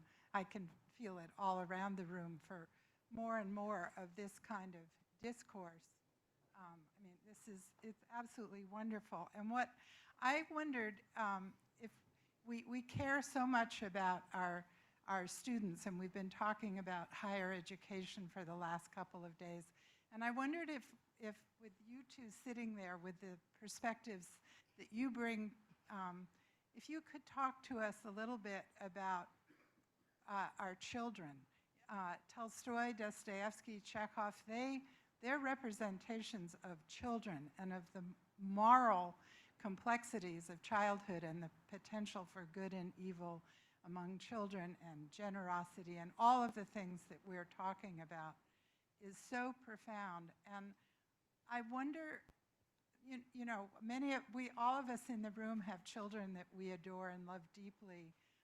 I have a little grandchild who recently on a hike, he loves to hike, at 3.5, looked at a dead squirrel on the path and said to his mom, he needs to be recharged. Now, what about your fields and children? I mean, I just wonder, like we keep hearing this old story that the executives at Microsoft and elsewhere will only send their children to schools where they do not have access to the kind of technology that we're promoting. I just wondered if the two of you could cast your net back a little and talk to us about children, little children? Sure. I will say that, during the global pandemic, I was in a 2,000 square foot house with 2 teenage boys and my husband, and the walls were not thick. And so I know a lot about how my teenagers operate because they were on mic for a lot of the time. And unfortunately, they also know a lot about what I do. And my younger son said, "Mom, anyone can do your job." He said, "I could do your job." And I was like, okay, that's useful. I was like, I actually am pretty confident I could do what you're doing too, having listened to the same experiment. Raising my children with technology, we've actually been talking to my older son about this. He's 20, he's at the University of Washington. And we didn't let them have phones until they were like 10, 12, and I think that helped. I did let my children play video games relatively early, sort of supervised. They played a lot of Lego games on Xbox with my husband. You know, it's like everything else. Like there's just no right answers, and you kind of have to go by the individual child. There's, what are they ready for? I wanted my children to have certain experiences supervised. When my older son was 10, he gave his password to somebody else who promptly erased his Minecraft server, the whole world that he had built. And we learned the hard way, but not a particularly hard way, that we do not share our passwords with other people. And I would rather have them have those supervised experiences where it's your Minecraft server than, the penalties that can occur later in life. So for me, given the world that they're going to live in, I wanted them to have supervised, but not necessarily strictly limited experiences with technology, much as my own parents never told me what I could read and would turn me loose in a grown-up library full of grown-up books and didn't say you can't, check things out of the adult section. It's worse on the internet. It's a little bit better now. Parental controls are a little bit better. It's a scary place out there. But again, most children will tell you that they learned very quickly not to search for certain things because it's not pretty. So I don't know, but I don't know that the world is that much. I think we are as dependent on parental supervision as we ever were, and that means that parents need to educate themselves on the technology and what it does and what it's for, and be in a position to provide that sort of useful guidance. That's my thought. I'm going to take this. Can you guys hear me okay?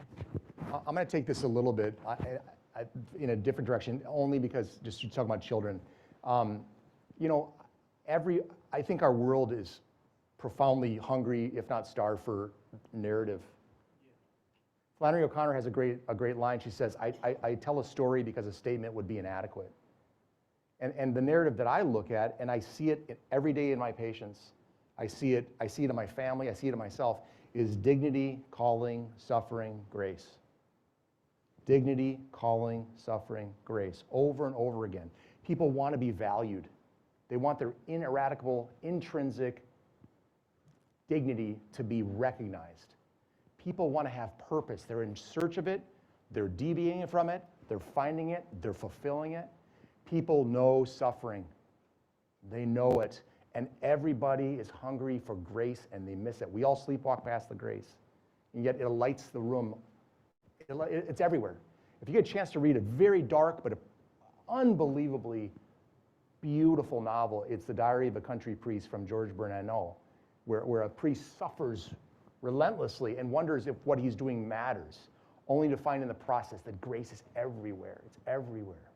And I think kids are lost. They're lost in technology. They're lost in their schools. They're surrounded by everybody but profoundly alone. And I think that this whole conference is surrounding a person who thinks and champions narrative, and narrative that's messy, and narrative that doesn't always end well, but narrative that is always profoundly meaningful. And I think Todd, I'm going to stop you right there. We have, I'm loving the sermon, by the way. But just one more question, and then we're going to break. Okay. Okay, so we have 3 more. Is that okay if we go a little over then? Okay, great. Thank you. I'll be quick. Quick comment and then a quick question also. Comment is on the notion of marketing that came up and the question for Lindsay about marketing. And I was just, this is not a question to you, but my thinking is that if we are to promote marketing of the humanities, I think that we need to promote that the marketing take place from the mouths of corporate leadership. The way our culture operates right now, things that happen come out of the mouths of corporate leaders. I don't think that we can market ourselves very well except to corporate leaders to become our allies. That's my feeling. And that relates also to the question that I have for Todd, which is, you talked very optimistically in the question replies about all of the Alyosha doctors. And while you raised our concerns about the pressures that doctors face and to choose or to lean in the directions that we wouldn't idealize in their practice on a daily basis, really, you made us feel good, and I think we all do feel good about and what they care about. The real problem is in healthcare administration and the economics of healthcare in this country, and that's where we would like to see the values of what we study penetrate. How does one tackle that problem? Well, one thing I'll tell you, and I promise to keep my answer short, thank you. One thing I'll tell you is that every administrator has a family member that's under the care of some doctor. And every administrator sees doctors. We take care of administrators. And what they do want is they want time with their doctor. They want somebody who answers their phone calls. They want somebody who thinks. And I can't tell you there's a perfect answer for this, but part of it is recognizing that every human being wants great care, whether you're a power broker or whether you're walking in from the street. And I think we just got to keep telling the narrative again and again. Everybody should get what everybody wants, but we also have to do our best to economize along the way. So I think we need to reclaim the human and tell the people who are in charge, you want that same thing, let's give it to everybody as best we can.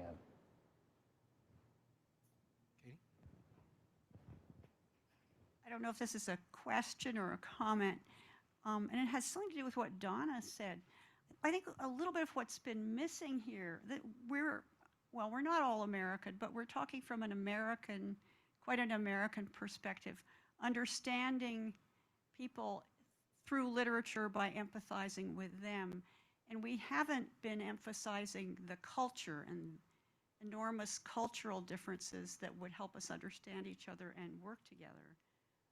So how can literature do that? I'm sure it can in part. I just am reading something by Pamela Druckerman, an American who went to France and has a very popular book about raising children and the differences in France and America, and how in France kids are taught to read the room, really pay close attention to everybody in the room, whereas in America it's express yourself, what are you feeling? So how can we do that, through literature? Not be French, but show the differences. We definitely don't want to be French. Go ahead. During the Black Lives Matter, the height of the Black Lives Matter movement, we took a day at Microsoft to learn more about the issues. And there was a whole pile of suggested reading, and it was fiction. There were books that weren't fiction, there were books of opinion, but we were sent to read books. And to me that was striking, is that's an acknowledgement from a corporate leadership that if you really want to know, and you can't actually go there, you could read the book. You could read about other people's experiences and experience them that way. So that's always going to be one piece of the puzzle, is that it is incumbent upon us to seek out the narratives that will help us understand those alternative points of view. And sometimes people like autobiography. It's not always literature. I will say that I mean this comment, but there's no one true way. For some people it's biographies, for some people it's documentaries. There's a million different ways of experiencing what other people are experiencing. But I do think it's through art. And it's not the news. You're not going to get that from you're going to get that from some kind of artistic perspective, even if it's framed somewhat from a realist point of view. I'll just throw one really quick thing in. And that is, I don't want to underestimate the person to person to person.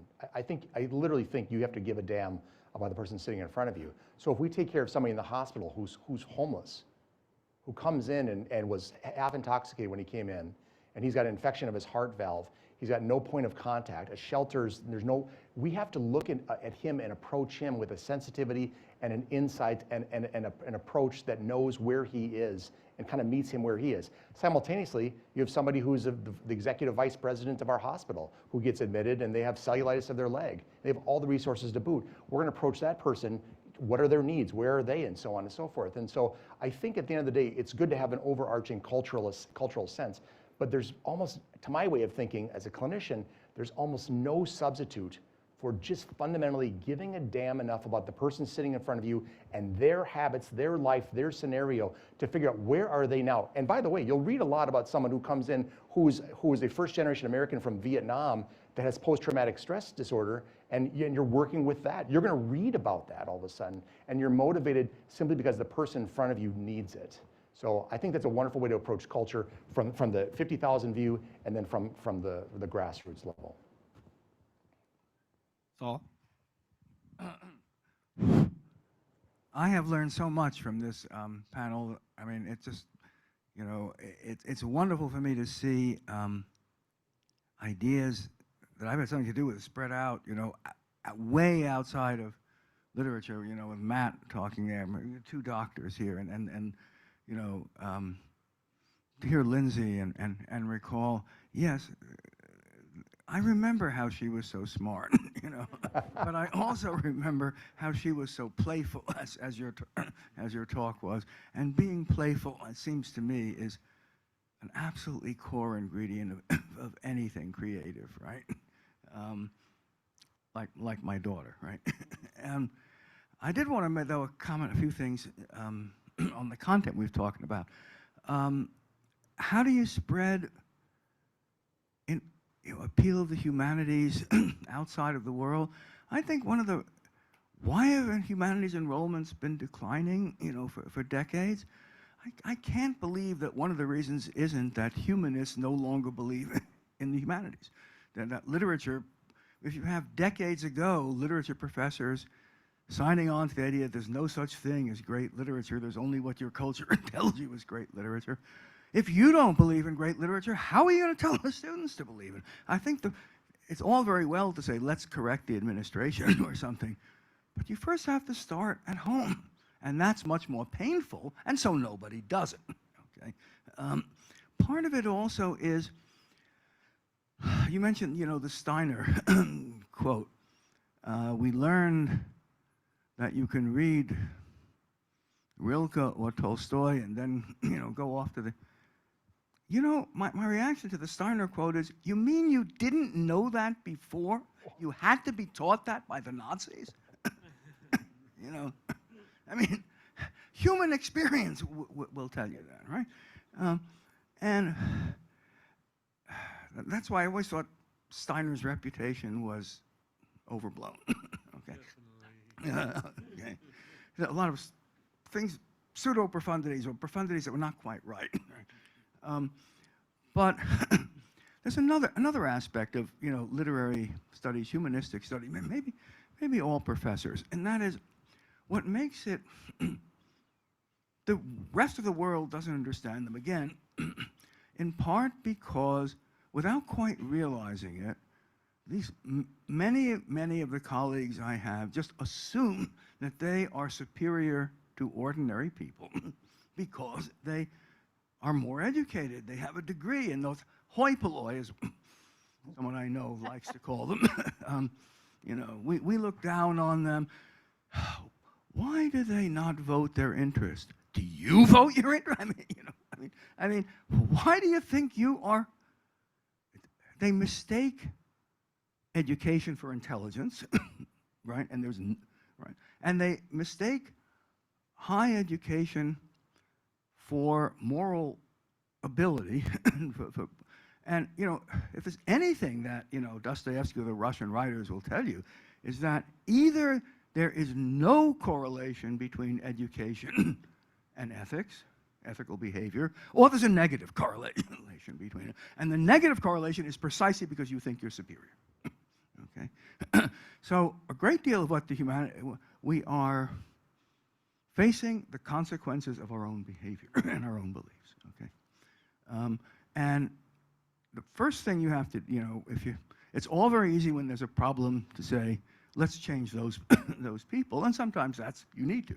But the first place to look is within, right? And then, Todd, I was really, pleased that you, well,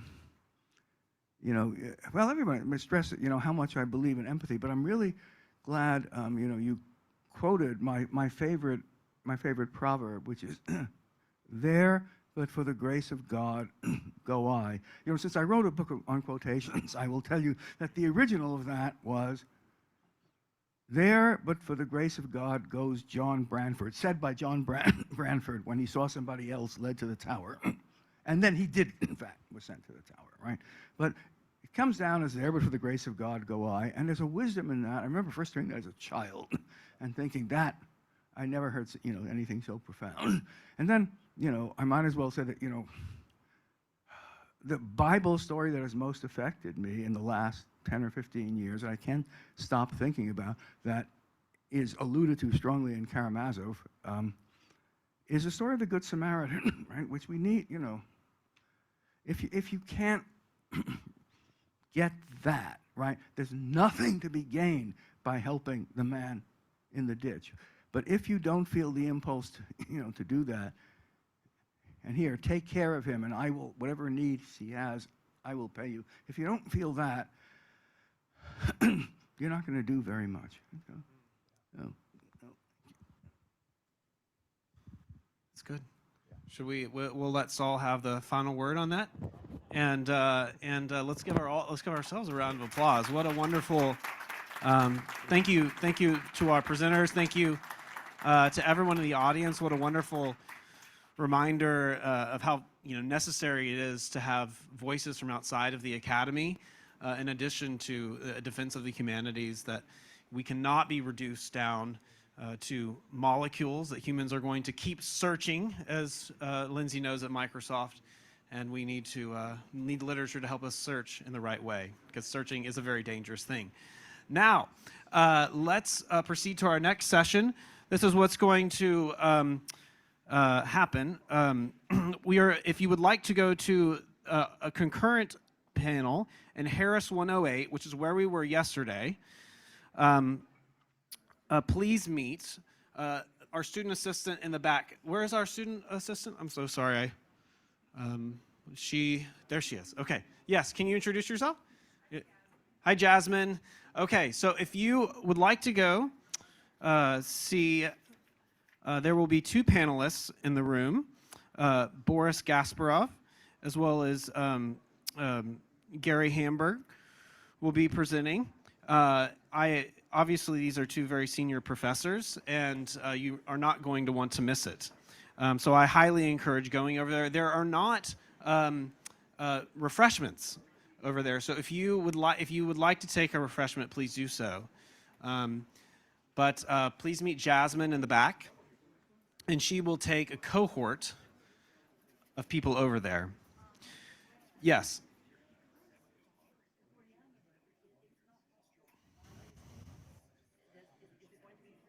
Well, yeah, we could, yeah, I know. I think it's too late to combine because we have IT over there. And,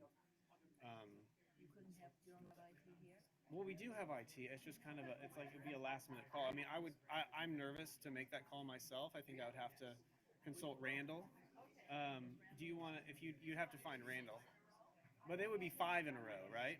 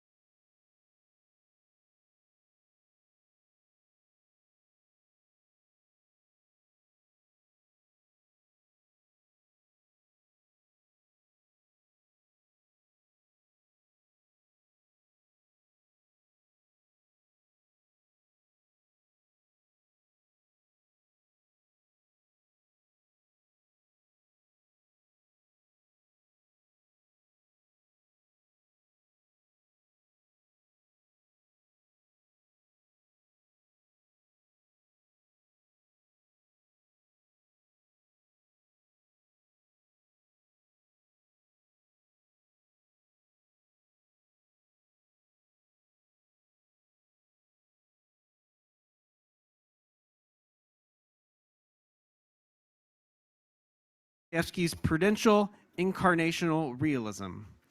After him, Octavian Gabor of Methodist College will present a paper entitled Temporality and Personhood, the second novels of Alyosha Karamazov.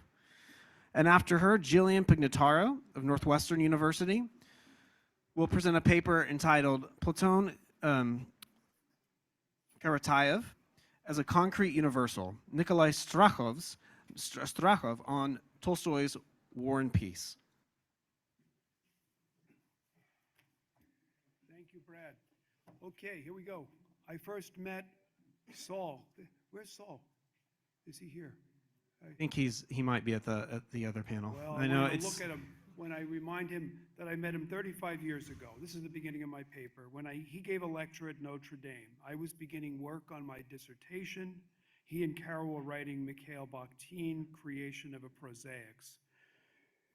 In retrospect, that book was the key that opened the door for me out of graduate school. Graduate school had become gradual school for me. I was going too slow, and I'll always be grateful for the way Saul and Carol's work spurred me on to finish writing. I began my vocation as a teacher. I'm really so grateful Dan is here. He was on the board of Christ College when I joined that faculty in 1990. And after decades in the classroom, I can attest to Saul's claim in Wonder Confronts Certainty when he writes, so long as people wonder about what is most essentially human, about whether morality has any non-arbitrary basis, about the relation of abstract theory to lived experience, so long will Russian literature command an enthusiastic audience. Saul contrasts the wonder embraced by the great Russian realists with the adamantine certainty imposed by the arbiters of socialist realism, who prescribed the Soviet positive hero. But positive heroes can cut both ways.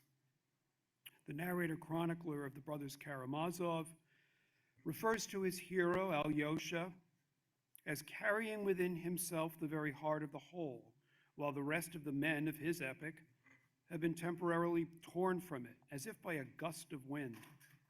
A few decades later, that gust of wind produced the arbiters of socialist realism. As Saul relates, Comintern Secretary Karl Radek, murdered by Stalin in 1939, declared, "We do not photograph life. In the totality of phenomenon, we seek out the main phenomenon. Presenting everything without discrimination is not realism. Realism means that we make a selection from the point of view of what's essential, from the point of view of guiding principles." Saul comments, if this use of the term realism seems odd, think of the philosophical distinction between realism, which affirms the reality of abstract universals, and nominalism. They're merely convenient names. Here's a key difference between the two traditions as they appeared in the Soviet period. For official writers who regarded themselves as the heirs of Chernyshevsky and the radical journalists, reality is essentially Platonic. What is most real is not the brute facts, but something higher. Truth is not empirical, as bourgeois objectivists suppose, but typical. It is the truth of the world to come. But doesn't Dostoevsky's higher realism invite us to acknowledge a Platonic form of the good, or a Kantian metaphysical moral grounding, or even faith in the divine? Doesn't Dostoevsky affirm the essential man in the man, some sort of image and likeness, to use Mitya's words, even as he presents persons in all their particularity? Yes, like Tolstoy and Chekhov, Dostoevsky insists on representing the world as we see it, depicting people as they are. But he also depicts a Christian positive hero in Alyosha who carries within himself the heart of the whole. Dostoevsky's artistic vision does not impose the kind of universal, univocal position insisted upon by the socialist realists. His characters reflect the dignity of free human persons, but neither is his vision equivocal.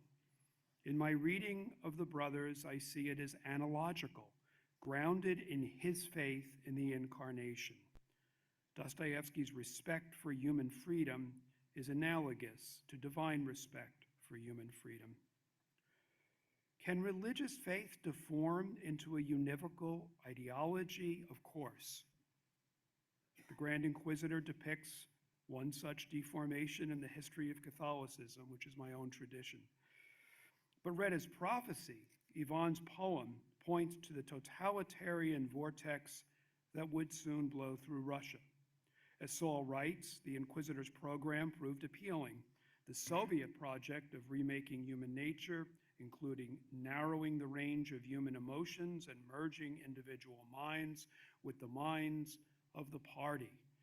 Kant's categorical imperative was twisted into travesty. Always use human beings as if they were means. But as Saul notes, the ones most likely to refuse to survive on such terms were the believers. Be they Baptist, Russian Orthodox, Muslim, or Jewish, did not seem to matter, he writes. By contrast, educated non-believers, confident in their sense of right and wrong, succumbed the fastest when their lives or welfare were at stake. Saul asks his readers, who behaved better under pressure, imprisoned Bolsheviks or religious believers, materialists or those who acknowledged absolute standards of good and evil? To the astonishment of Leninist materialists like Evgenia Ginsburg, believers in God passed the test that others failed. Svetlana Alexievich relates, quote, the voice of a female anti-aircraft gunner reflecting on the people that she killed. I left the front a materialist, an atheist. I left as a good Soviet schoolgirl who had been well taught. And there on the battlefield, I began to pray. As Saul notes, no one saw the totalitarian nightmare looming more clearly than Dostoevsky. One of Alyosha's key roles in the novel is to guide others away from their univocally materialist, potentially violent delusions. Examples, when Kolya tells Alyosha that real life will cure him of mysticism, the hero asks, what fool have you made friends with? The fool is Rakitin, the intelligent. And when Alyosha visits Mitya in prison, he challenges his brother, why does Rakitin come here so often? Surely you're not such great friends with him. And when Ivan tries to pawn his theory of man-godhood on the devil, Alyosha challenges him, and not you? These November encounters occur after Alyosha's August conversion experience, his unexpected exchange of onions with Grushenka, who helps raise his soul from the depths. That encounter ushers in a vision of resurrection, both of Zosima and of Christ. In that wonderful chapter, Cana of Galilee, Alyosha senses that the finite world is wondrously infused by the infinite. After kissing the earth, he rises up, ready to embody incarnational realism with particular persons he finds in his care. His heroism is animated by the virtue of prudence, which entails apprehension of both universals and particulars. His prudence is grounded in his believing realism, which the narrator distinguishes from unbelieving realism, exemplified by Rakitin. And here's the narrator early in the novel. Alyosha was more of a realist than anyone. Oh, no doubt in the monastery he fully believed in miracles, but to my thinking, miracles are never a stumbling block to the realist. An unbeliever will always find strength and ability to disbelieve the miraculous, even if he's confronted with a miracle as an irrefutable fact. He'd rather disbelieve his own senses than admit the fact. Even if he admits it as a fact of nature, till then unrecognized by him. Faith does not, in the believing realist, spring from the miracle, but the miracle from faith. If the realist once believes, then he's bound by his very realism to admit the miraculous also. The Apostle Thomas said he wouldn't believe until he saw, but when he did see, he said, my Lord and my God. Was it the miracle that forced him to believe? Most likely not. But he believed because he desired to believe, and possibly he fully believed in his secret heart, even when he said, I shall not believe unless I see. Faith grounds incarnational realism. Thomas can see the physical and the spiritual reality of the risen Christ because he believes. So too Alyosha. Egotism blinds the unbelieving realist Rakitin to the spiritual transformations of others. His materialism denies human freedom. He attributes all human actions to nerves in the brain and environment. Sneeringly, he calls the encounter between Alyosha and Grushenka a miracle. In fact, it is a miracle. In their unexpected exchange of onions, each sees Christ in the other. Faith lends them both a spiritual sense. Here I'll quote theologian von Balthasar. The ability to see what God chooses to show and which cannot be seen without faith. Analogy recognizes the unity in our human plurality. For all our particularity and diversity, we're each persons. In analogy to God's Trinitarian nature, we're created to be in relation. But analogy always recognizes like and unlike. Human love is both like and, given our creaturely frailty, unlike the Creator's love. Both like and unlike, a both and approach to reality recognizes both its complexity and its wholeness. It resists the temptation to order complexity with strict either-or categorizations, rigid polarities that can lead to violence. Dostoevsky's novel represents reality as both graced gift and arduous task. The world is both sacramentally charged and sinfully fallen. Paradise both here and yet to come. Persons as both open in their freedom to change and closed given the realities of time, interpersonal commitment, consequences of past action, even genetic inheritance. Dostoevsky depicts the human desire for holiness as demanding both willing receptivity and a willed but never willful effort of self-denial. Active love is central to the novel, and it has a both-and form. It integrates both human inclination, our desire, platonic if you will, for the good and the beautiful, eros, and sacrificial emptying of the self on behalf of the other, agape. Persons are called to participate in divine self-emptying, the kenosis, or the perfect self-forgetfulness, the kenosis of Christ in their perfect self-forgetfulness in love of neighbor, in acts of self-transcendence, but not self-obliteration. As Dennis Turner observes, a both-and vision must include the reality of decisive either-or. A minute ago, we were thinking, should we combine these two sessions? Wouldn't that be nice? But we have to make a decision. You come here or you go across the way. That's life, right? You make decisions. Here's Moses. See, today I have set before you life and good, death and evil. That's from Deuteronomy. I'm not suggesting one session is one or one is the other, of course. I realize I just talked myself into a real hole. Take me out of here. All right, here we go. Anyway, that's Moses, okay? I think those high-stake choices are represented in Dostoevsky's novel. It's both and either or. Paradoxically, aptly, the cross becomes the tree of life, the roots of which lie in the other world, and which stand as the novel's symbol for the corn of wheat that brings forth much fruit. Its counter-image is the gallows, chosen by suicide. The night before the trial, Ivan vows to Alyosha, tomorrow the cross, not the gallows. This either-or is decisive. But even the tiniest of charitable deeds can redirect and realign a person to the form of Christ. The gift of a kiss, a pillow, a pound of nuts that open an orphan child's eyes to the hidden ground of Trinitarian love, a gratuitously offered little onion, all can be salvific. Like Saul, I will invoke Isaiah Berlin's famous binary, but I'll recast it as a paradox. Dostoevsky, I think, sees like both a fox and a hedgehog.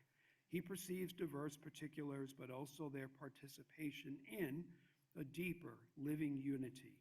His analogical vision of reality fosters clear-eyed hope, unavailable to the univocal or equivocal imaginations. Here I should note that in the beginning of graduate school, I read a book called Christ and Apollo. That got me through graduate school, and then Prosaics got me out. So 2 books, very important to me. This is a wonderful book. It's still in print. I recommend it. William F. Lynch, Christ and Apollo. The univocal, as he points out, forces unity where it doesn't exist. Recoiling from disorder, it imposes a totalizing, unblessed rage for order. Its political form is totalitarianism. The Grand Inquisitor annihilates human freedom in the name of love of mankind. The univocal distorts reality by seeing the world in reified binaries. Something or someone is either wholly good, wholly bad, either saved or damned. In a despotic insistence on sameness, the univocal rejects the messy, the mixed, and the imperfect. It elides the finite realities of time and place. It ignores the partial and particular by projecting a constructed ideal upon the real. It's impervious to surprise. In the novel, the univocal takes various forms, inevitably absurd, such as Farapont's hallucinatory, devil-ridden asceticism, Katerina's lacerating self-sacrifice, Nadriv, the perverse, willful assertion of freedom, is hellish. Active love offers an exit, but some refuse it. For them, hell is voluntary. Zosima's words. The univocal imagination can lead to such a hell, but the equivocal imagination, too, can be infernal. It distorts the real by seeing in it nothing but intractable difference. Rather than imposing a false unity, the equivocal perversely relishes the mess in a postmodern blend of jouissance and Sartre and nausea. It rejects the unity, wholeness, and harmony that are given, but that also can emerge out of the slow work of active love. Ethically, equivocation rejects the ordinary bonds that compromise human personhood, responsibilities to family, friends, the common good. In the novel, it's exemplified when Ivan articulates a nihilistic vision, Smerdyakov enacts it. If there's no immortality, there's no immorality. Everything is permitted. The equivocal imagination produces a love of disorder, recall Lys in A Little Demon, motivated by willful, irrational self-assertion. So the equivocal and the univocal are kind of Janus-faced. Both reject reality. They reject the unity that can be discerned within diversity. In place of a given ontology, they assert an epistemology that projects upon and cuts against the grain of the real. The univocal compels order. The equivocal exacerbates disorder. Both reject reality as grounded in God's self-giving love. Both choose the gallows, violence toward others, and towards the self. Realism is, of course, a word with a very complex literary, philosophical, theological valence. It's a good overview. Terry Eagleton, his new book is called The Real Thing, and it covers that territory pretty well. Ethically, moral realism entails the practice of prudence. Through prudence, we become more discerning, more responsible. By degrees, we become better able to receptively apprehend and respond to the real. Aware of human limits, we set practical, attainable goals, and when it's prudent to do so, sometimes we implore those whom we care about, get real. Consider Zosima's practical advice to Fyodor. If you can't close all your taverns, at least close 2 or 3. You have to start somewhere. The realist's attunement to the givenness of things, that's Marilyn Robinson's lovely phrase, fosters prudential action. Joseph Pieper writes, reality is the basis of the good. To be good is to do justice to objective being. Prudence is the proper disposition of the practical reason insofar as it knows what is to be done concretely in the matter of ways and means. Prudence attends to the context of particular realities and circumstances which surround every individual moral action. Through experience, a prudent person learns to apprehend reality more clearly and to respond more decisively. Zosima and Alyosha gradually, rationally arrive at the maturity of prudence through their abiding faith in what Zosima later calls the precious image of Christ. Their faith is animated by what Dostoevsky's contemporary, St. John Henry Newman, called the elative sense. The term first appears in his Grammar of Assent, where Newman describes the elative sense as analogous to phronesis. The elative sense, and here I quote an article, the elative sense describes the day-to-day ability of the mind to gather together many small pieces of evidence into a grand conclusion that is not strictly warranted by logical criteria. Small pieces of evidence. If, as Saul says, rightly, citing the Inquisitor, that is, the Inquisitor says it's not right, people adopt ideologies promising certainty. Certainty precludes mistakes. That's what the Inquisitor embraces. I think faith stands in contrast. It acknowledges the reality of sin, the possibility of repentance. It entails humility and trust. In the brothers Karamazov, those tiny seeds from different worlds are discerned within prosaic, quotidian life, and they foster hope. By the end of his life, Zosima's brother, Markel, discerns paradise in life. We're all in paradise, he says. We just don't see it. If we would have heaven on earth the next day. Even in suffering, he experiences joy, as do Zosima, Mikhail, Alyosha, Mitya, yes, even Ivan, Kolya, and the boys. Their taste of the infinite is preceded by an incarnational descent into the finite in all its particularity and in all of its wonder. Thank you for listening. Thank you very much. And now, Tavi. Thank you very much. You will not hear Professor Saul Morson's name much in this paper, but I hope you will hear something else. In some sense, I hope the talk is a performance or an incarnation, if I can put it this way, of the idea suggested in the paper, and it is expression of what grew from what grew in me from what Professor Morson's thoughts seeded in me. But Professor Morson's work is part of a constellation to which all of you belong, so in this sense, his work gives you orientation, but it also allows you freedom. So here's the expression of this freedom within orientation. It is often said that Aristotle is the champion of individuals who, contrary to his teacher Plato, descended from the world of abstract ideas to the essences that belong to sublunary things. Aristotle remains a scientist, and his interest in individuals is determined by his desire to understand them as members of their species. In other words, he wants to understand what is that which makes them the kind of things that they are. This scientific approach never changes, regardless of whether he studies the life of plants and animals, the souls of various species, or the characters of tragedies. Oedipus, for example, is interesting for him because he exemplifies a type of character.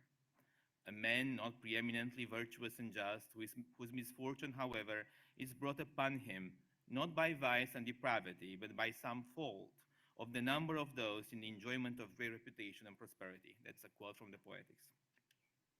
For a spectator who enjoys Sophocles' Oedipus Tyrannus, Oedipus is interesting because of the particular attributes he has and because of this odd destiny in which he marries his mother and kills his father.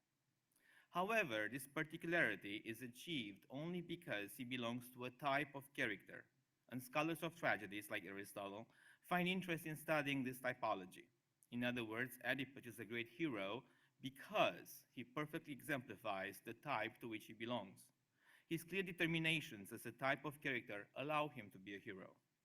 In this Aristotelian framework, Dostoevsky's question in the first paragraph of his The Karamazov Brothers comes naturally. Why would I, the reader, spend my time studying the history of his life? Dostoevsky speaks of Alyosha, his book's hero, but a hero who has nothing remarkable about him, the author claims. Most of all, he is of indeterminate character, whose mission is undefined. The lack of determinations is the first sign that Alyosha is not truly an individual character in an Aristotelian sense. If he were, he would be understood according to the type to which he belongs. Dostoevsky claims, however, that he belongs to no type. He is of indeterminate character. This also means that one cannot have a typological knowledge of Alyosha. No one can say what he is, that is, define him according to this type. Of course, we may be able to describe him and thus claim, together with Dostoevsky, that he's an eccentric, but this is not because he belongs to a species, that of eccentric people. It is his lack of belonging to his era that makes him so. He is a man and he is a Karamazov, but this does not distinguish him from any other man, first, and from any other member of his Karamazov family, second. After all, he is not distinguishable from anyone else, since we are all Karamazovs, insects overtaken by Sodom, while we are aglow with the beauty of the Madonna. His lack of determinations makes him unknowable. He is a man like anybody else, and this is hardly the matter of heroes. I mentioned Oedipus above because he's the kind of character who is usually placed into categories. People who read Sophocles' play form not a personal relationship with Oedipus, but rather learn from his life. If indeed the tragedians were considered the genuine teachers of virtue, as Martha Nussbaum says, the Greeks went to the theater to learn something about how to act in life. Perhaps their attitudes toward this character differed according to their interpretations, just as attitudes of readers and spectators change depending on their times throughout centuries. But the approach is the same. We deal with a category as it is exemplified in a person. Dostoevsky's readers cannot claim that Alyosha belongs to a type. He has no character, so it is difficult to know how to approach him, just as we do not know how to approach the unknown. However, each one of us will decide about his quality in our encounter with him. And I quote, "Perhaps you'll find yourself from the novel," Dostoevsky says. He points here to a different kind of relationship as a reader can have with a character. A reader no longer observes the development of an individual life that exemplifies a type, but he or she has a personal relationship with his character, one in which the character comes to life in the hearts of all of his readers. So we have a different type of knowledge here, which does not depend on the typological features the hero has. Instead, the reader can have knowledge of Alyosha by entering a special relationship with him. Nobody can be silent with Alyosha. Some may want to destroy him, as Rakitin, I think, does. Others may perceive in him their only chance of redemption, as his father does. "I feel you're the only person on earth who hasn't condemned me, my dear boy," Fyodor Karamazov says. In fact, it is particularly telling that Dostoevsky brings one other element in his introduction about his non-character, his own book, The Karamazov Brothers. Even if it is about an indeterminate hero, or perhaps precisely because it is about an indeterminate hero, is merely the first volume of a larger project. I have one life story and two novels. The second novel is the main one. This concerns my hero's action right up to the present time. Dostoevsky did not write a second volume. I think Dostoevsky cannot write a book in which Alyosha is a determinate hero because that would transform Alyosha into a type. It may define him. But Alyosha haunts us, just as Dostoevsky books does, and this is so because the second book, or the second books, while it is Dostoevsky, is not only his. It is the volume that comes to be in his readers' hearts, which takes place every moment right up to the present time. It so happens with someone else in your heart, the relationship you have with him is renewed at every instance. So Dostoevsky's book perhaps becomes like a person, one that gives birth in its readers to the new volume of the Karamazov brothers, that which will live in their lives as long as they truly approach it. Of course, nobody is under any obligation, as he says. Some will get nothing out of it, even if they will read everything, so as to not commit any error of judgment. But they will not get it because they will make the same error that people do when they approach a person, trying to know that person according to categories. In fact, for them, there is no second volume. The book cannot give birth to anything, but it can only be consumed, just as an individual can be used for whatever his function may be. Dostoevsky's note to readers brings an ambiguity about the connection one has with a character. On the one hand, he's a nobody, indefinable. On the other hand, he's special. And the lack of definition in these first pages keeps Alyosha a person, and I propose that Dostoevsky does this on purpose. If Alyosha were defined, he would have to be described according to those categories that he may belong to, like living in a monastery, for example. However, his life in a convent is not yet decided either, since he's only a brother, not yet a monk, and thus has a status that can change at any moment. Even later in the chapter that presumably describes Alyosha, the author is at pain to say anything about him. He is the most difficult of all to speak about in this story, he says. To describe him, Dostoevsky applies a different method. He shows what happens in those who interact with Alyosha, while also emphasizing that which lives in Alyosha's heart. He has an early memory of his mother. It is the kind of memory that will continue erupting throughout one's life like points of light in darkness. It is the kind of memory for which Alyosha hopes when he is surrounded by children at Ilyusha's grave. But still, no matter how wicked we become, which God grant we may never be, when we recall how we buried Alyosha, Ilyusha, how we loved him in these last days, how we talked together by this stone with such closeness and affection, then even the cruelest and most cynical among us, if such there will be, will not dare to mock the kindness and goodness of this moment. Moreover, that memory alone perhaps will restrain that person from some great wickedness. That was the quote that I'm sure you are all familiar with. In Dostoevsky's work, we see that our responsibility is to give birth to such moments in other people's soul, and Alyosha does just that. So what is the difference between individuality, the Aristotelian approach, I would say, and personhood? Perhaps the short version is this. Individuals are perceived as members of a category. Persons are undefinable due to their uniqueness and are understood only in relationship. This is certainly an incomplete explanation, and as Albert Einstein said when approaching the aims of mechanics, I should load my conscience with grave sins against the sacred spirit of lucidity, were I to formulate this distinction without detailed analysis, he says. As he does, I shall try to partially expiate those sins here. But if we use the principles of metaphysics, we determine a human's essence, that which belongs to all human beings and which makes them the kind of things that they are. Doing so, we discover individuals that belong to a category and that participate in diversification or individuation by distinguishing from each other through various characteristics.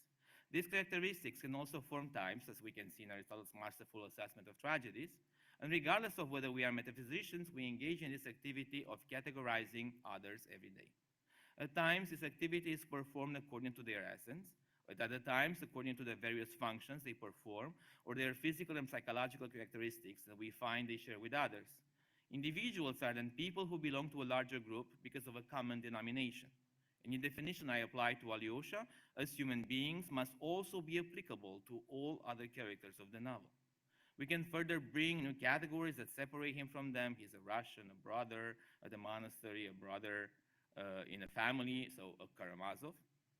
And Rakitin, the character who constantly applies categories to others in Dostoevsky's novel, tells Alyosha, everything is pretty clear. It's the same old story, my dear fellow, but if there is a sensualist in you too, then what about your brother, Ivan? He's a Karamazov. The whole of the Karamazov family problem boils down to this.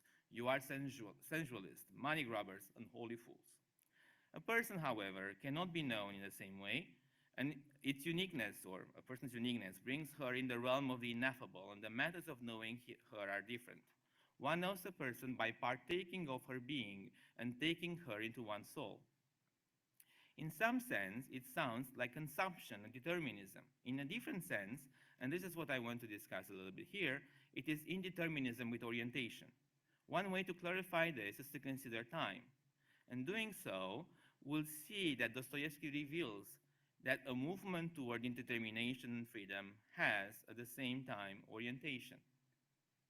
So the difference between individuality and personhood appears also in this concept of eternity. Philosophers perceive eternity unmoved, like the unmoved mover of Aristotle. But Dumitru Stăniloae, who's a theologian of the 20th century, says that eternity cannot be just an unmoved substance, because this is death. Life is activity and movement. And so eternity itself, which is life, is also activity and movement. The one activity and movement that we can understand as being part of divinity is love. And here is a quote from Stăniloae. The true meaning of eternity can be found only in the perfect communion which subsists between eternal persons whose love is inexhaustible. Persons are not immovable. In their interconnections, there is a constant and inexhaustible renewal of love. So if we do not understand eternity in a strictly philosophical fashion as something unchangeable, but rather as something that goes beyond our notions of rest and change, and this is love itself, then we can see, Stăniloae says, that time and eternity are compatible. Time is not a sin against eternity. It is not as if we were in eternity, fell from it at the beginning of creation, and are waiting for our time to be received back in eternity. Time has not begun with the fall, and in this sense, it is not opposed to eternity. In fact, Stanislaus says, the eternity of God, love between the persons of the Trinity, who are in perfect union, carries time within itself. So how does eternity carry time within itself? Stanislaus says that God enters into a relationship with temporal beings, with us in our own reality of time, waiting for each of us to give a response. The communication is personal, so that we all have our own times. And if God enters into a relationship with temporal beings, it is because all things begin with him and also end with him. And time is the response that we each need to enter by grace in communion with God. So here's I think a beautiful quote from Stanislaus. Love is the gift of oneself to another, and the waiting for the full return of that gift from the other in response. The interval of waiting for the response is time. As such, time represents a spiritual distance between persons, while eternity is beyond all distance or separation. But I want to emphasize that time is a spiritual distance that has an orientation. When love is offered, we are oriented toward it, and our slow response is our time we spend toward that eternity, toward love. So the idea of orientation is important, and I will talk a bit about it, mentioning prison and persecution. Stanislaus was in communist prisons in Romania, and when someone persecutes you, he gives you a different orientation. He arrests you in the sense that he redefines your world in connection with him only. It is what could happen to Alyosha, I think, when Rakitin redefines his world after Zosima dies. In terror, you are fully concentrated on the danger coming from your persecutor, and you exist only in his world. What comes to life in you, in the presence of your enemy, is nothingness, no connection. The enemy takes you away from any connection you have with others or with love because he places you on a pedestal. The enemy tells you that you belong to his world. You are the one who must be tortured.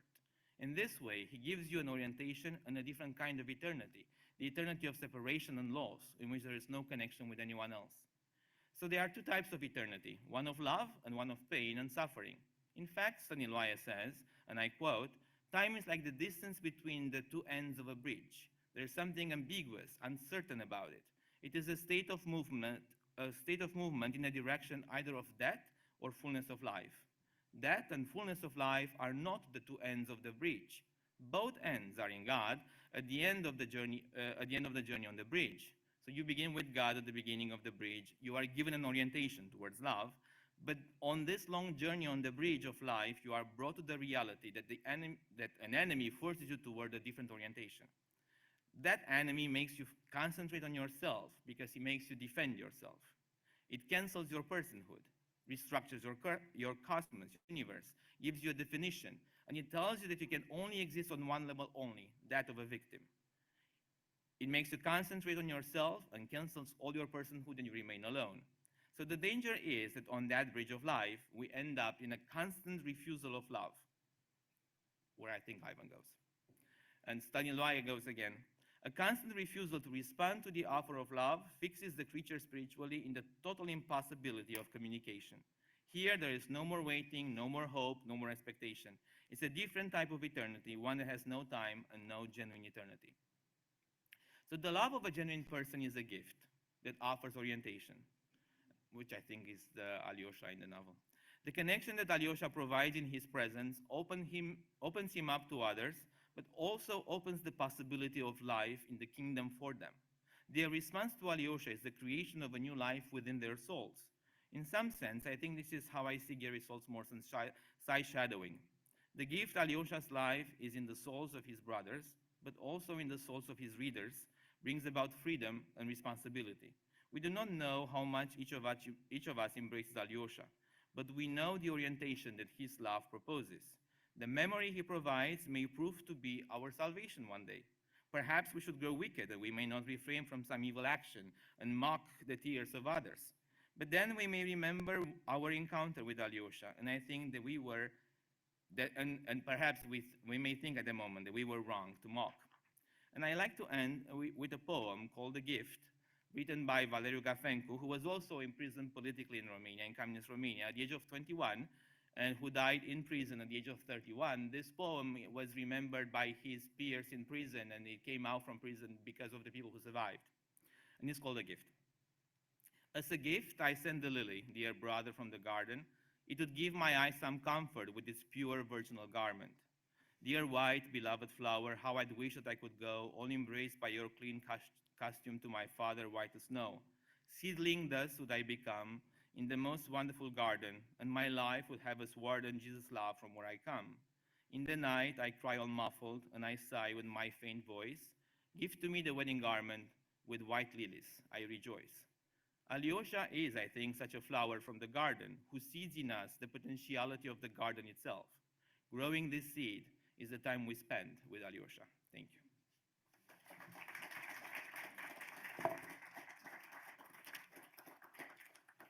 And Jillian. Forgive me.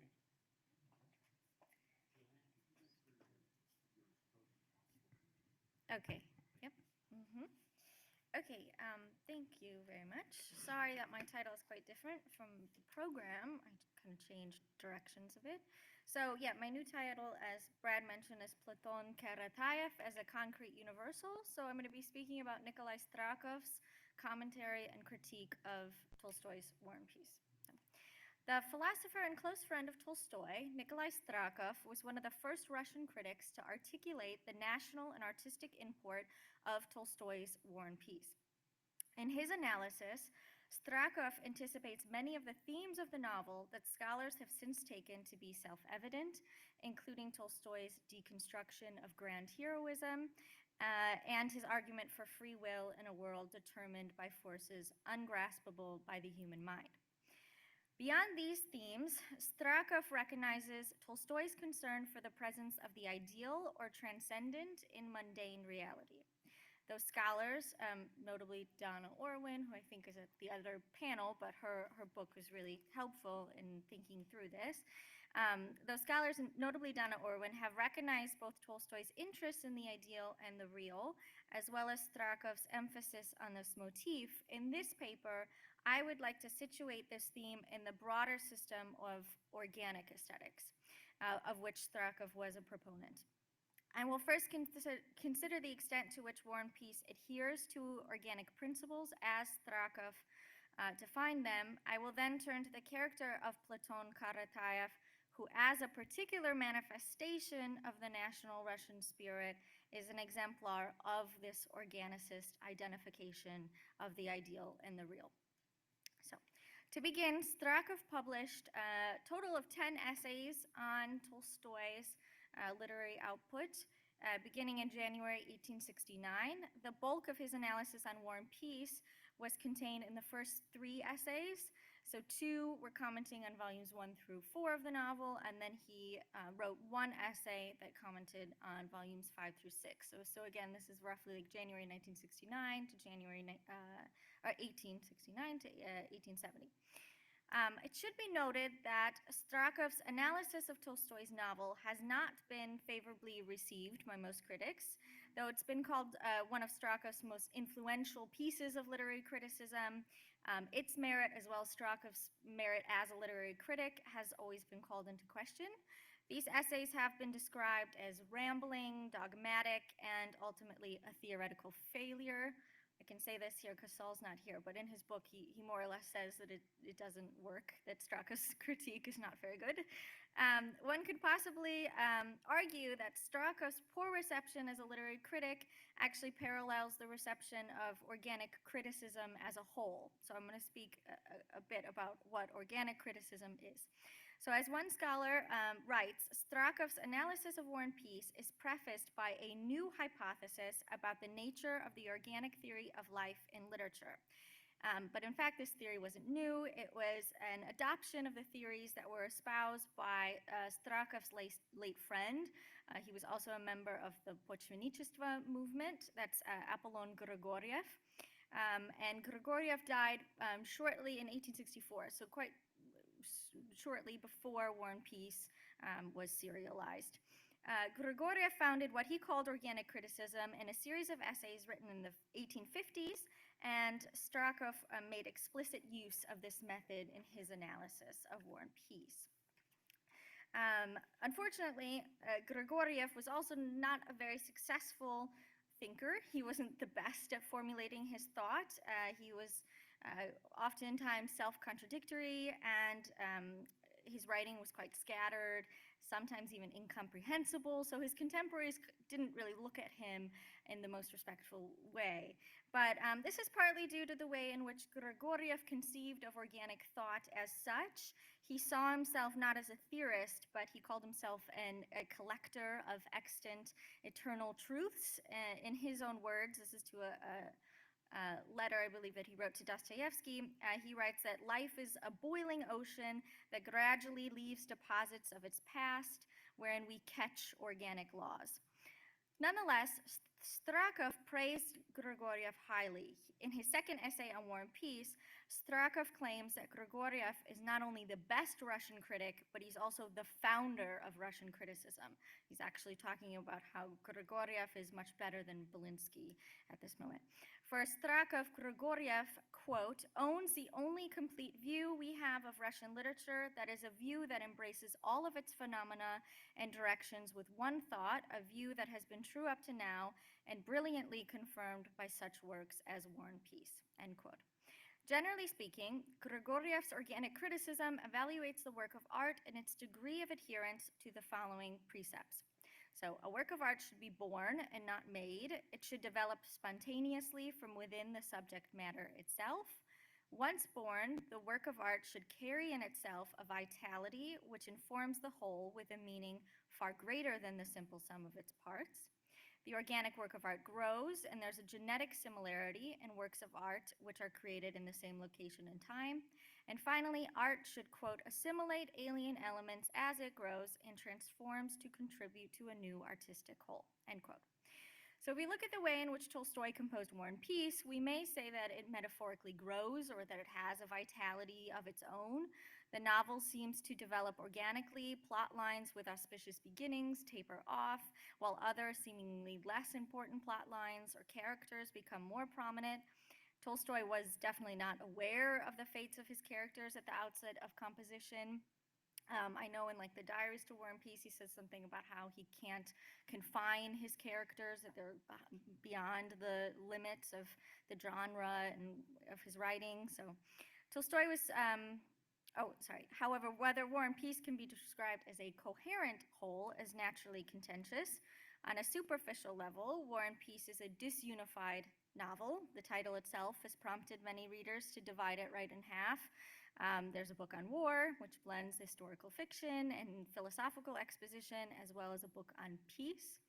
I know I've spoken to some Russians, actually, who said in school, when they were required to read War and Peace, they didn't read any of the war, they only read the peace, so that's all that they remember of it. And of course, the peace sections, you can say, are divided into at least three plots. You have the Rostovs, the Balkanskys, and of course you have Pierre Bezukhov. Nevertheless, scholars, including Saul, have meticulously and successfully argued that the nonfiction and fiction sections of War and Peace are in fact coherent.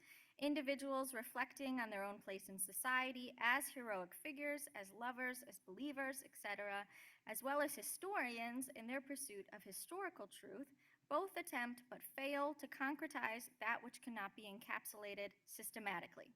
So there's a contingency to all events. Of course, this is central to Saul's book, Hidden in Plain View. Right? To paraphrase Tolstoy, an individual believes that his every act is an act of personal will, while in reality, each act is compelled by a certain necessity in relation to the whole course of history and is therefore predestined from eternity. So Morson's argument is consistent with Strakov's. Strakov writes that in both the essays and the novel, one of the main themes is that there exist profound and powerful sources in life that are beyond the grasp of the historian and beyond the control of any individual. Tolstoy's philosophical views are closely related to the content of his novel, and they contain a remarkably accurate formulation of some issues related to history in general. However, According to Strakov, Tolstoy's philosophical views are incomplete. These essays neither capture nor exhaust in an abstract form the content that War and Peace presents as fiction. And just a side note, in a lot of the correspondence between Strakov and Tolstoy in the 70s, when Tolstoy's writing Anna Karenina and keeps talking about how he wants to stop and keeps writing to Strakov kind of his own philosophy, Strakov keeps telling him, like, you're not very good at this philosophy, you need to go back to writing your novel, because that's where these ideas come through in a much more comprehensible and meaningful way. So beyond the need for organic wholeness, Grigoriev writes that an organic critical approach to art requires a, quote, synthetic, integral, direct, and intuitive understanding of life, which is directly opposed to what he calls a mere knowledge of life that is analytical. He says pachasny, so maybe we could say like piecemeal, cumulative, and verifiable by data. Naturally, Grigoriev writes, the meaning of art itself is a focus or concentrated reflection of what is eternal, intelligent, and beautiful, and which lurks under the random phenomena of life.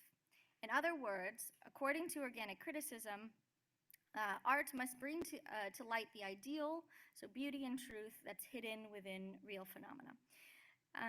And Strakov articulates this same point, this last one here about the ideal and real, the ideal and the real, when he praises Tolstoy's War and Peace. So the sources of life, he claims, are much deeper than the conscious consideration which seems to guide people, and the recognition of a meaning of life that's greater than our mind is capable of grasping is diffused throughout really all of Tolstoy's works, and then he says that it's perhaps War and Peace is actually written on the basis of this idea.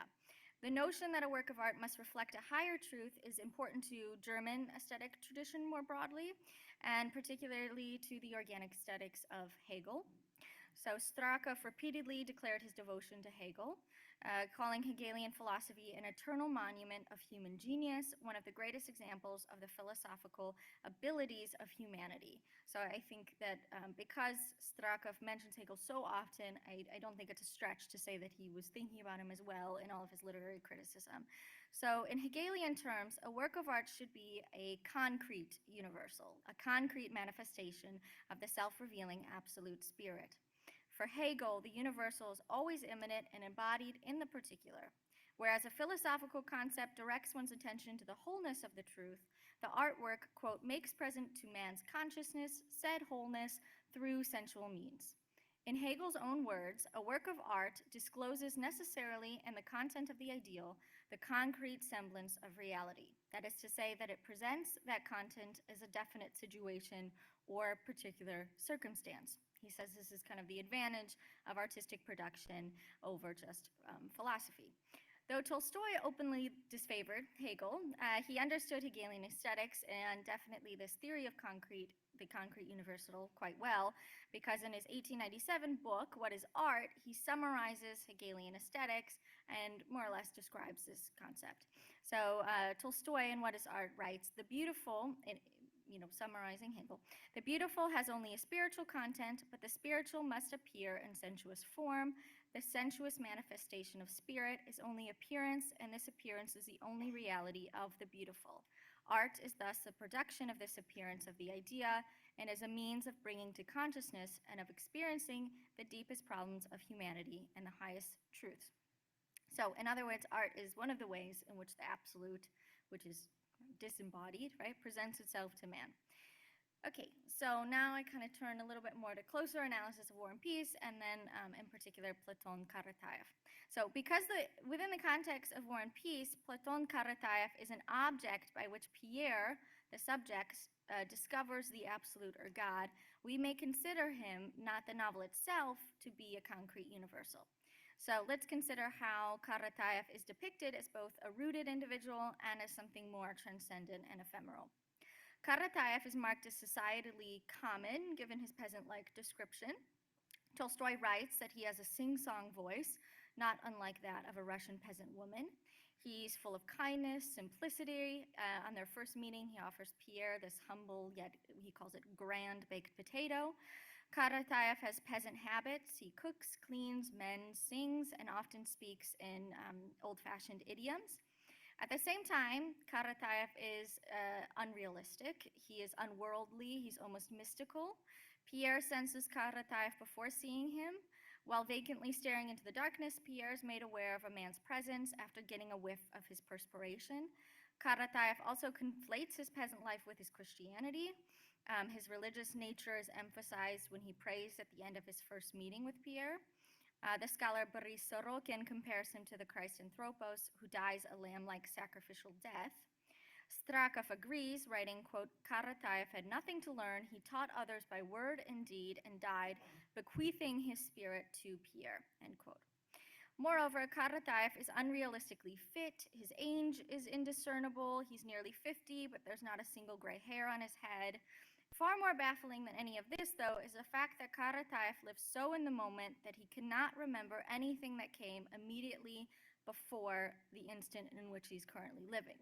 So he can never recall what he just said. He can't remember the words to the songs that he regularly sings. As Tolstoy writes, he, quote, did not and could not understand the meaning of words apart from their context. Karataev's words and actions flowed from him as evenly, inevitably, and spontaneously as fragrance exhales from a flower. He could not understand the value nor significance of any word or deed taken separately, end quote. So Karataev is also largely symbolic. Pierre notes that he is the, quote, personification of everything Russian, kindly, and round. His roundness is emphasized many times. His figure, his head, his shoulder, his arms, his smile, naturally his gentle brown eyes, they are all round. Karataev's roundness may allude to his purpose for Pierre as an opening into the divine realm. This is something that the scholar Boris Sorokin suggests. He functions as a perfectly round opening through which the message of life flows undistorted and unimpeded. Karataev's roundness also suggests, though, this kind of blankness or maybe like nothingness.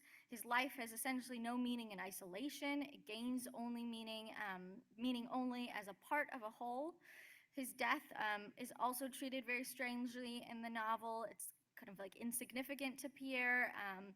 He can't, when Pierre hears the shot that kills Karataev, he doesn't really understand what's happening at first.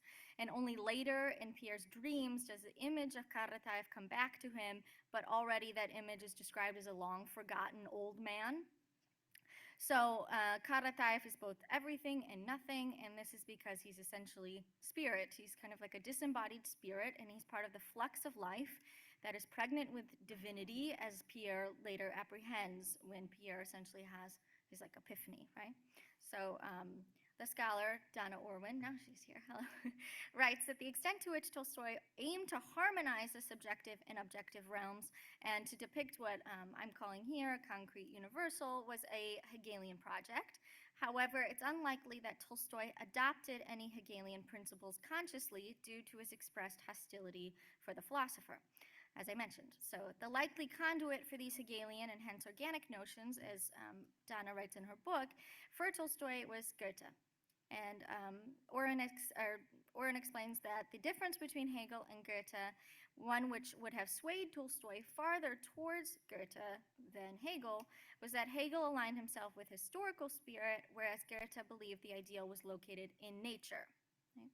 So indeed, Tolstoy often had his characters find divinity through nature. Right? Lievin's haystacks in Anna Karenina, Prince Andrei and his lofty sky, and in War and Peace, these are great examples of that. However, in the case of Pierre, there is no nature imagery, at least from what I remember and from rereading it. Maybe someone else can point it out to me, but it's really lacking in that same kind of nature imagery. So Karataev specifically is the catalyst for Pierre's spiritual awakening. And more importantly, for Strakov, Karataev is the embodiment of the historical spirit of Russia. And that's what I'd like to talk about a little bit next. So Strakov writes that, quote, in captivity, Pierre merges with the mass of common people, and in this mass he meets the man who shows him the power and beauty of the Russian people most clearly, most deeply, and that's Karataev, right? So in the person of Karataev, Pierre sees how the Russian people think and feel when suffering, and what a great faith lives in their souls. According to Strakov, no other writer had captured the spirit of the Russian people in such a pure way as Tolstoy in this creation of Karataev. So after captivity, Pierre stopped searching for God because in the image of Karataev, he had found the divine. So I'm going to quote from Pierre's Epiphany, which happens quite late in the novel. So Pierre could not see an aim, for he now had faith, not in faith in any kind of rule or words or ideas, but faith in ever-living, ever-manifesting God. Formerly he had sought him in aims he set himself. That search for an aim had been simply a search for God. And suddenly in his captivity, he had learned, not by words or reasoning, but by direct feeling, that God is here and everywhere. In his captivity, he had learned that in Karataev, God was greater and more infinite. Okay, that's end quote. So in other words, in the personification of the spirit of the Russian people, Pierre had found God. And again, I'm thinking about this through Strakov's eyes, not necessarily what Tolstoy would have been projecting in this epiphany, but what I think would be or was of interest to Strakov, right? So this holds important implications for organic aesthetics for two reasons. Firstly, because all good art must be national, according to organic aesthetics. In his essay on War and Peace, Strakov clarifies this aspect of organic criticism, so again, kind of summarizing the ideas of Grigoriev. Grigoriev's ideas consist in the fact that each work of art represents a reflection of its century and its people, and that there is an essential, inextricable connection between the mood of the people and those creatures that the artists of this people produce. Right? So the principle of nationality prevails in art and literature as in everything, end quote. A nation is thus a finite absolute in the same sense as a work of art. To quote Victor Terrace in his book on organic aesthetics and Belinsky, he writes that the universal spirit of humanity manifests itself in particular national spirits. Okay? So the second reason why Pierre finding the absolute or God or having the spiritual epiphany after encountering Karataev, who again is this individual who represents the Russian nation, would be important to organic aesthetics specifically is because according to Hegel, the absolute or the divine should not simply be intuitively understood, but the subject should come to know himself through this process. So this is articulated well in the contrast between Schelling and Hegel's absolute, which is relevant here because Grigoriev was an adherent of Schelling. It's a whole nother conversation that would be interesting that I didn't have room to put here, but yeah, Grigoriev kind of eschewed Hegel, even though he was an organicist, but he favored Schelling. And what Grigoriev saw in Schelling was an emphasis on the mystical and intuitive forms of knowledge. Schelling's absolute or conception of the divine was an ungraspable totality, not filtered through concepts, but intuitively apprehended. So, but for Hegel, this type of absolute is actually just inarticulable. He did not approve of this conception of the absolute. Hegel does, radically breaks from the division between the absolute as something to be known and the knower or subject. For Hegel, the absolute is a result of the, quote, whole of a realizing act or process that includes the subject and is apprehended through reason. So Pierre does not simply look within himself to find some evidence of the divine, but he sees the divine reflected back to him through the image of the Russian spirit as seen in Karataev. Right? So this is my conclusion. Okay. In large part, because of the characterization of Karataev as a common, simple, and divine man, Strakov believes that War and Peace has the power to benefit the spiritual development of Russian society. He writes that in literature and among the masses, there is a weakness of thought and a distortion of inherent instincts, but that War and Peace may help to bring joy and hope. At first glance, Strakov's nationalistic reading of Tolstoy's War and Peace is not very substantive. It's difficult to evaluate the extent to which Tolstoy's depiction of goodness, simplicity, and truth is a distinctively Russian ideal. However, Strakov's writing is not motivated by blind nationalism. Rather, it is rooted in a theoretical approach to aesthetics that does have a long and legitimate philosophical history. I think through the organic concepts of the ideal and the real, Strakov recognized that War and Peace is largely concerned with spiritual impotence and this disconnection from the divine that must be sought in the ordinary circumstances of one's life. Okay, that's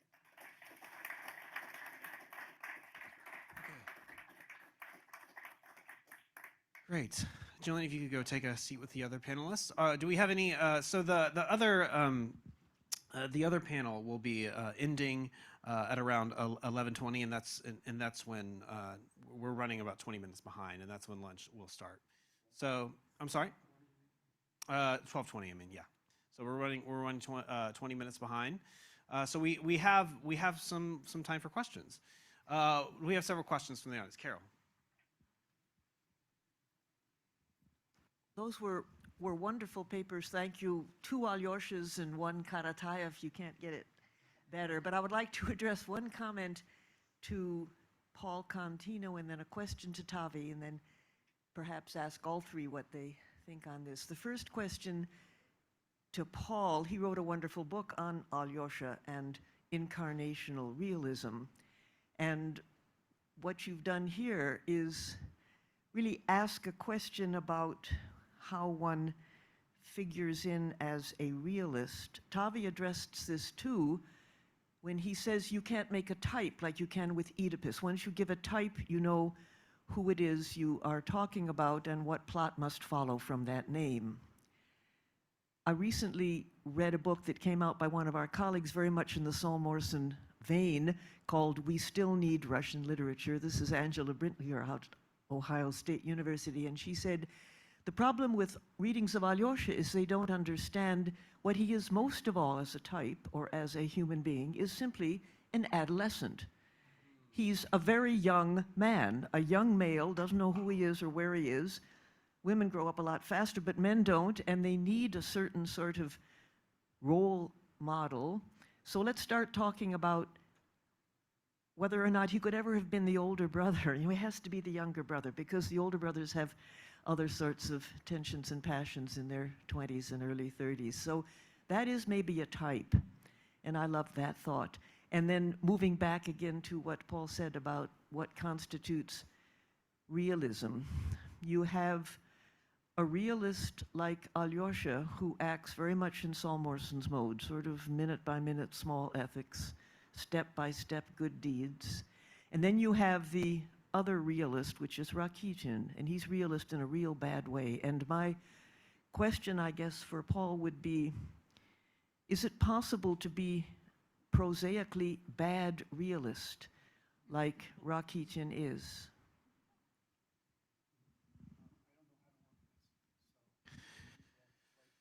There should be a button on it.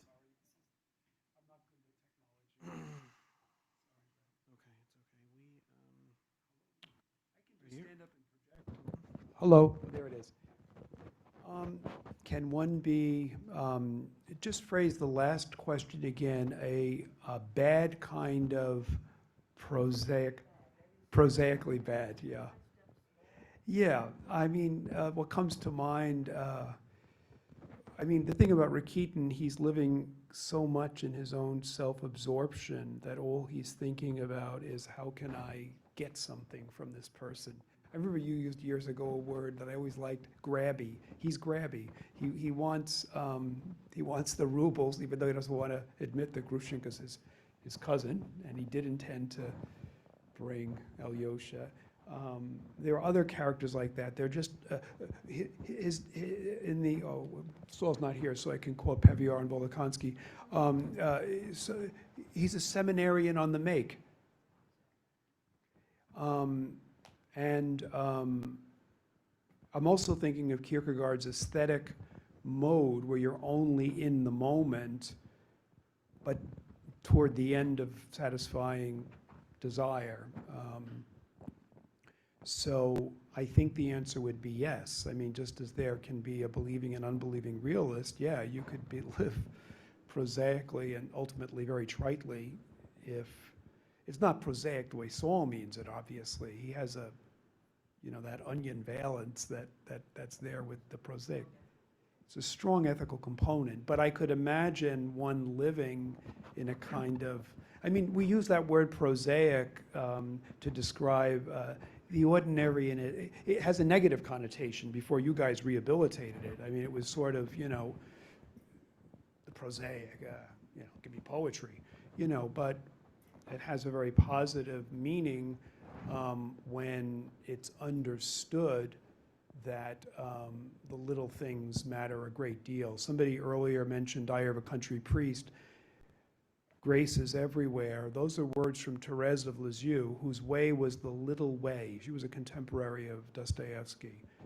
But her little way was all directed toward an important telos. So now it's time for Tavi. So you got to press a button, and do you have a question? Did I do it? Yeah, I did it. Ooh. Yeah, good. So thank you, Carol. Actually, I like this idea of adolescent because in some sense, being an adolescent is being towards something and you have no idea what will come out of it, as I know, because I know I have a son. But so in some sense, I genuinely like this idea. I am still reluctant of considering this a type, in the sense that I hope that we do not know Alyosha. Although we could say, well, we know him as someone that is oriented towards something that is not necessarily clear, and that something may come to birth in him or may come to birth in others and so on. But what I think is not emphasized, but in some sense strongly suggested in Dostoevsky, is that the one way to know someone like Alyosha is never through type. And if you genuinely know a person, there's a different kind of knowledge, and that knowledge is partaking of those things. What I will say now is going to be controversial in some certain circles, but in some sense I think Platonic knowledge is that way, because whenever he talks about the forms, you have all those mythology in which the soul goes and has a certain vision, and then the forms themselves come to be into your soul, which doesn't mean that Plato doesn't talk about logic and about philosophy and about argumentation. Both of them are present, but there are two kinds of knowledge that are not exclusive, I would say. Yes.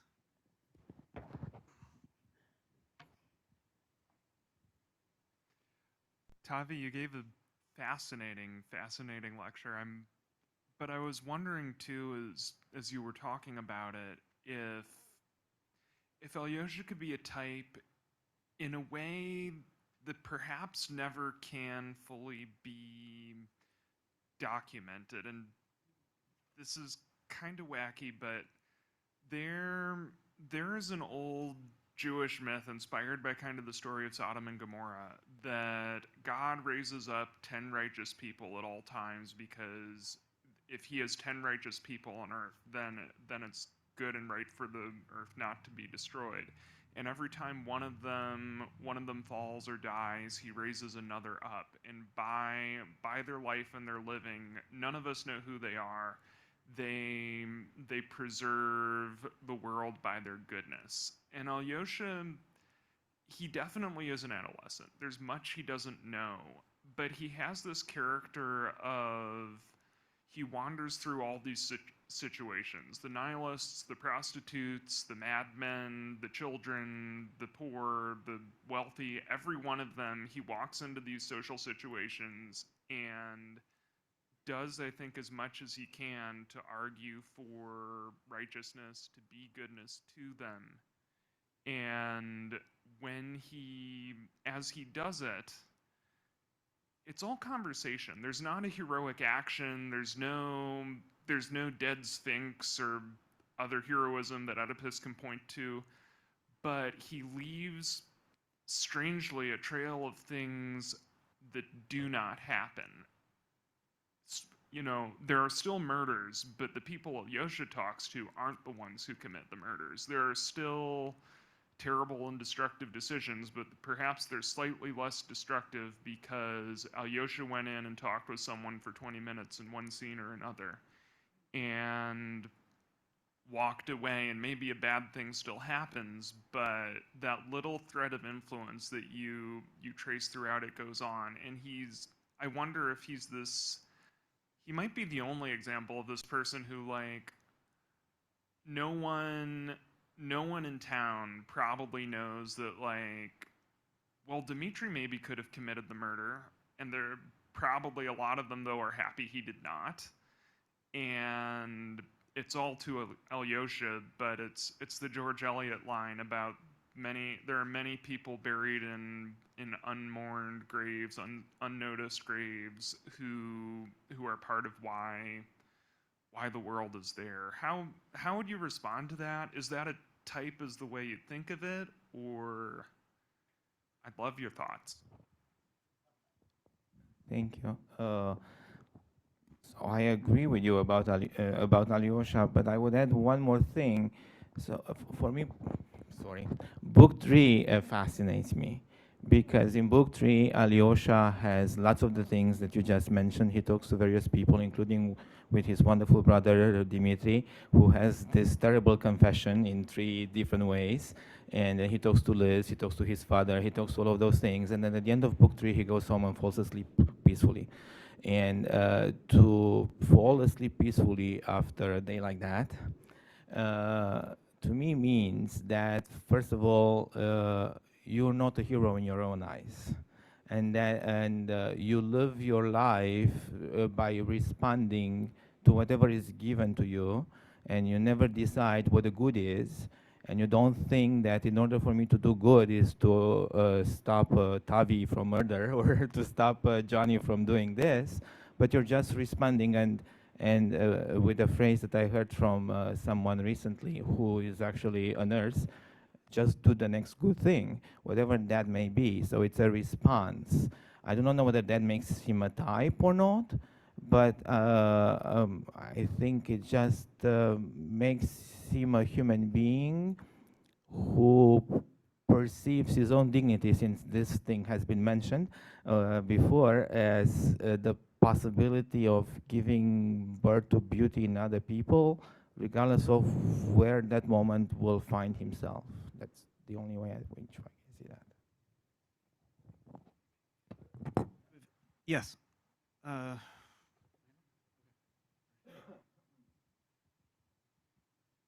Thank you, all 3 of you. And my question is directed to all 3 of you. I was trying to, I'm not sure I'll articulate it well, but it seems that there's at least one, like a few through lines connecting your talks, and one has to do with the universal and the particular.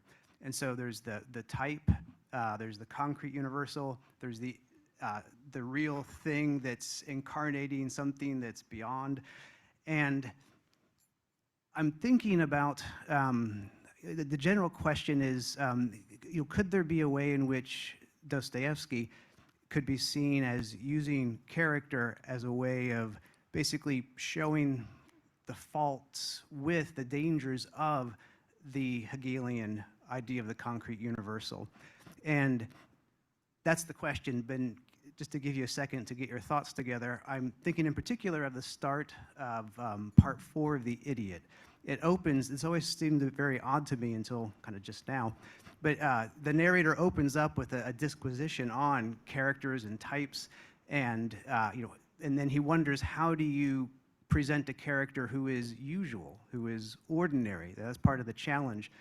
But the example he gives of types, like types you never meet them in reality, but they're more real than reality, which is sort of strange. And he offers the example of a bridegroom from a story by Gogol, and the bridegroom jumps out the window right before his wedding.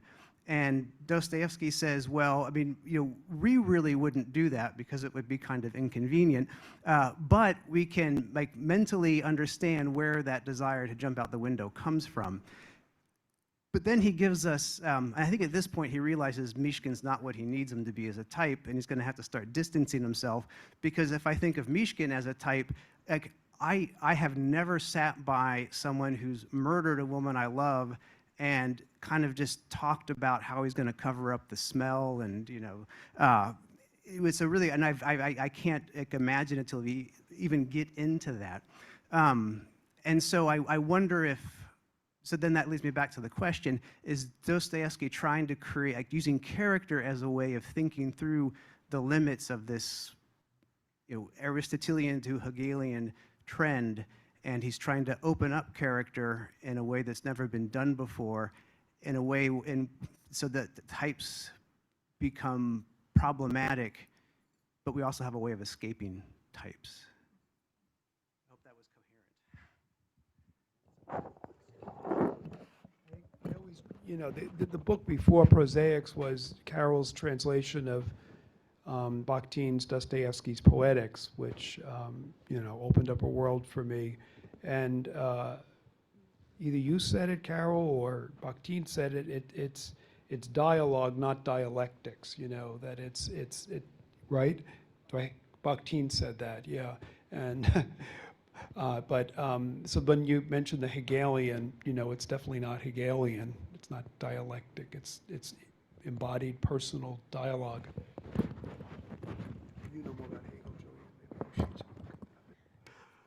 I mean, I hadn't really been thinking about the character types, so like that's interesting. But I guess you can think about it as well though in Tolstoy, because that's obviously what I was dealing with, was how this is kind of manifest in Tolstoy. And I mean, you think like Tolstoy also is really attuned to people creating their own types in this kind of dramatic way, right? So that's like where my mind went right away, and especially in keeping with things that Saul wrote about and was interested in. This is a lot of what Saul talks about, like with Anna Karenina and his unique interpretation of it, like how Anna herself is creating this dramatic type for herself, which obviously limits herself in so many ways.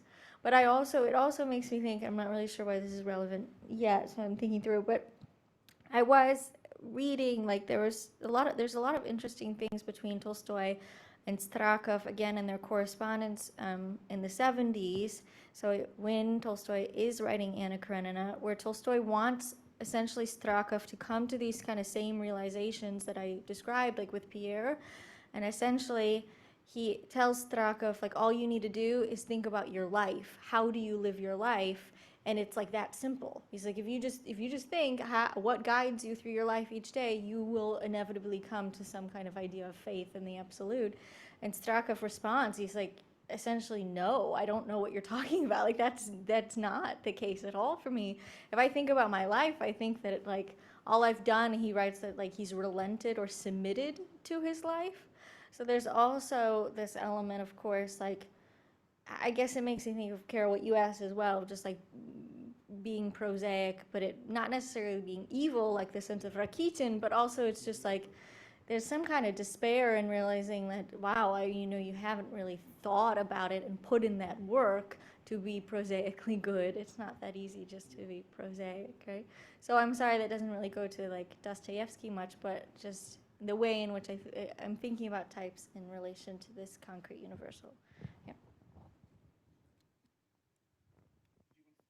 Just a little bit, if you don't mind. So I do not know whether Dostoevsky responds to Hegel or to Hegelian thinking. I would say, in my mind, I think he responds to a mode of being, and a mode of being that actually can be in any one of us, including in me or in him, and that is of looking at other people as categories, and that especially takes place whenever you are a victim or you consider yourself a victim.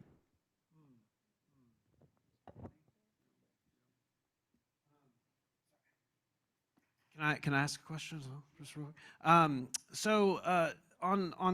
Jillian, on Strakov, would you say? I mean, my question is like for organicism in general is, how does organicism speak about the organic in a way that can incorporate things that seem to be inorganic, but reformulate them in an organic way? Is he at all interested in that? I mean, it seems like the two things that come to mind that often come up in Tolstoy novels or the idea of, and Dostoevsky novels, the idea of radical, forgiveness, which seems a very inorganic thing.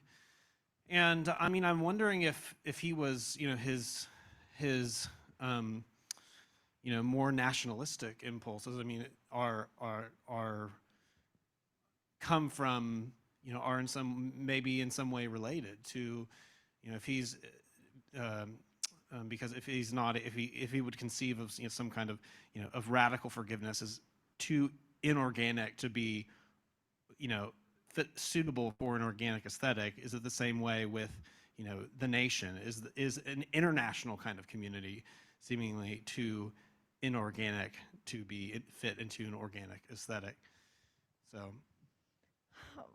Gosh, well, I guess I'm not really sure. Like, why do you think that?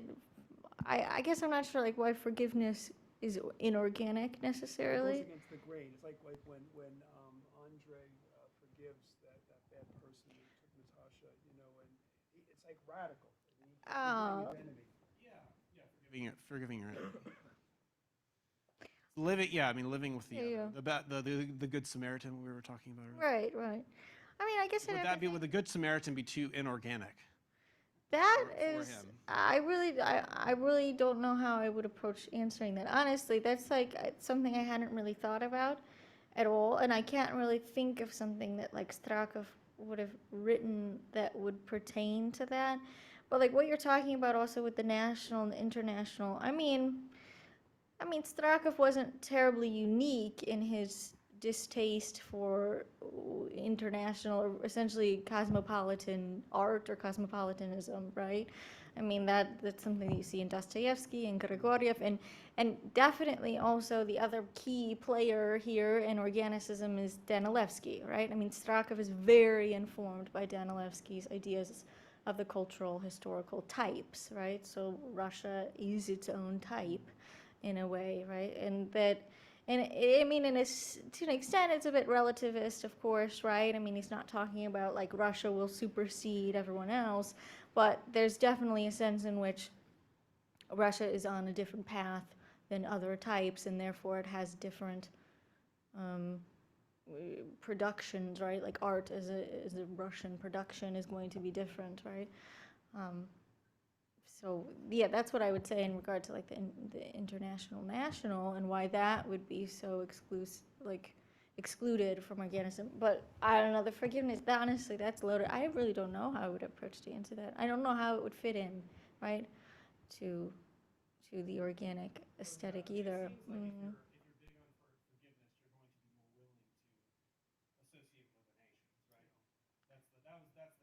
I see what you mean. Yeah. Yep. I upstaged you. No, not at all. A lovely panel. Thank you all so much for this. I have a question for you, Jillian, about karate. Oh, sorry. Okay, there we go.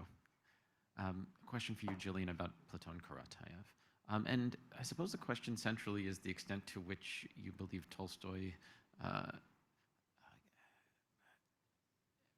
places him as an ideal for us versus has some version of critique of him in the book.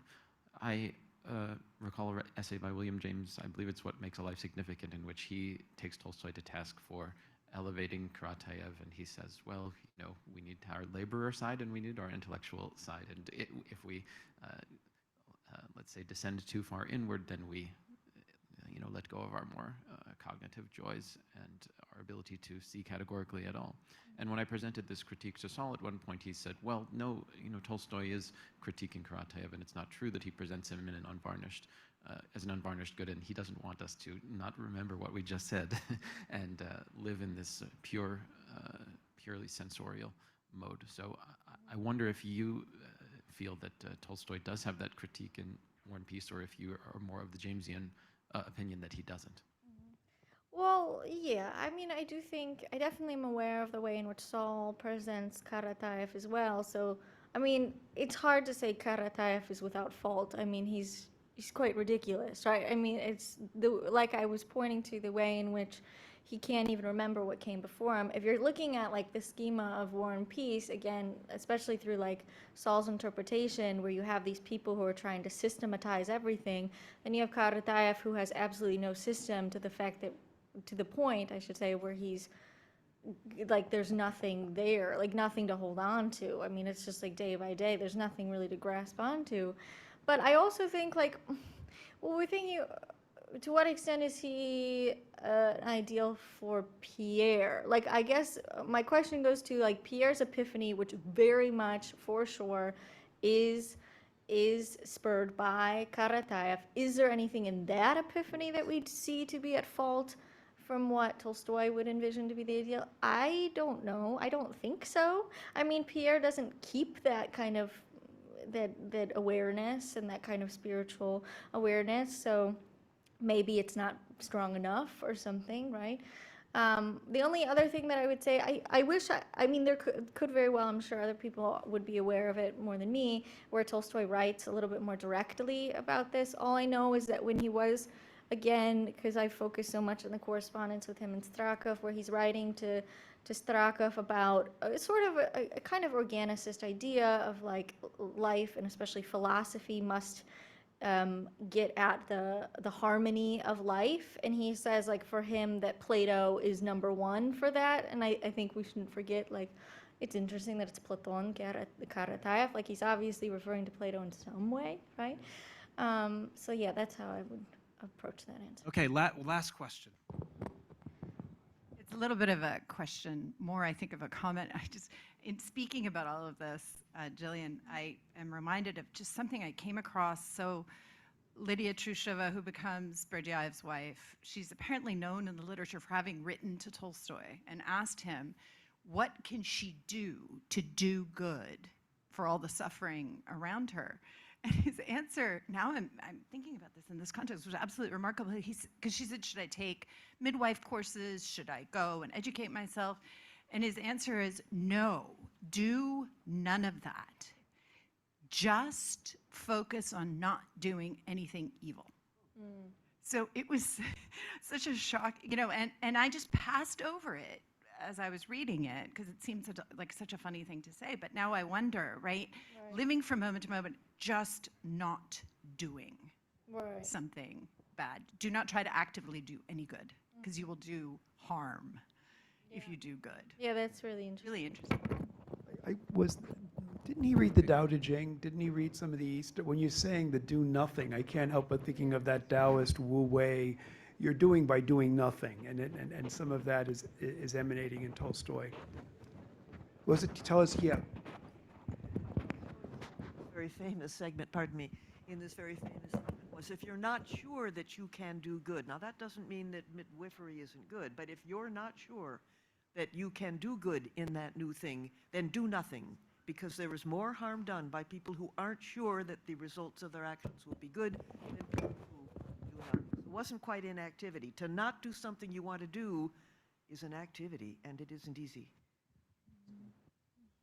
Okay, I cannot, Donna Orwin would like to ask a question. I cannot say no. Okay. Are you sure that Platon Karatayev is a type? I think he's not a type.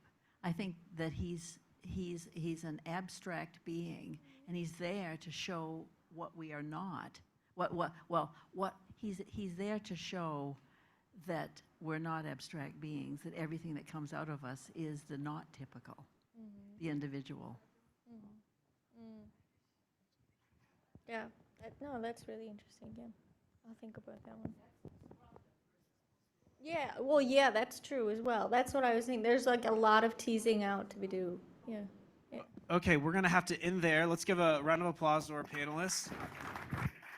Because I think the other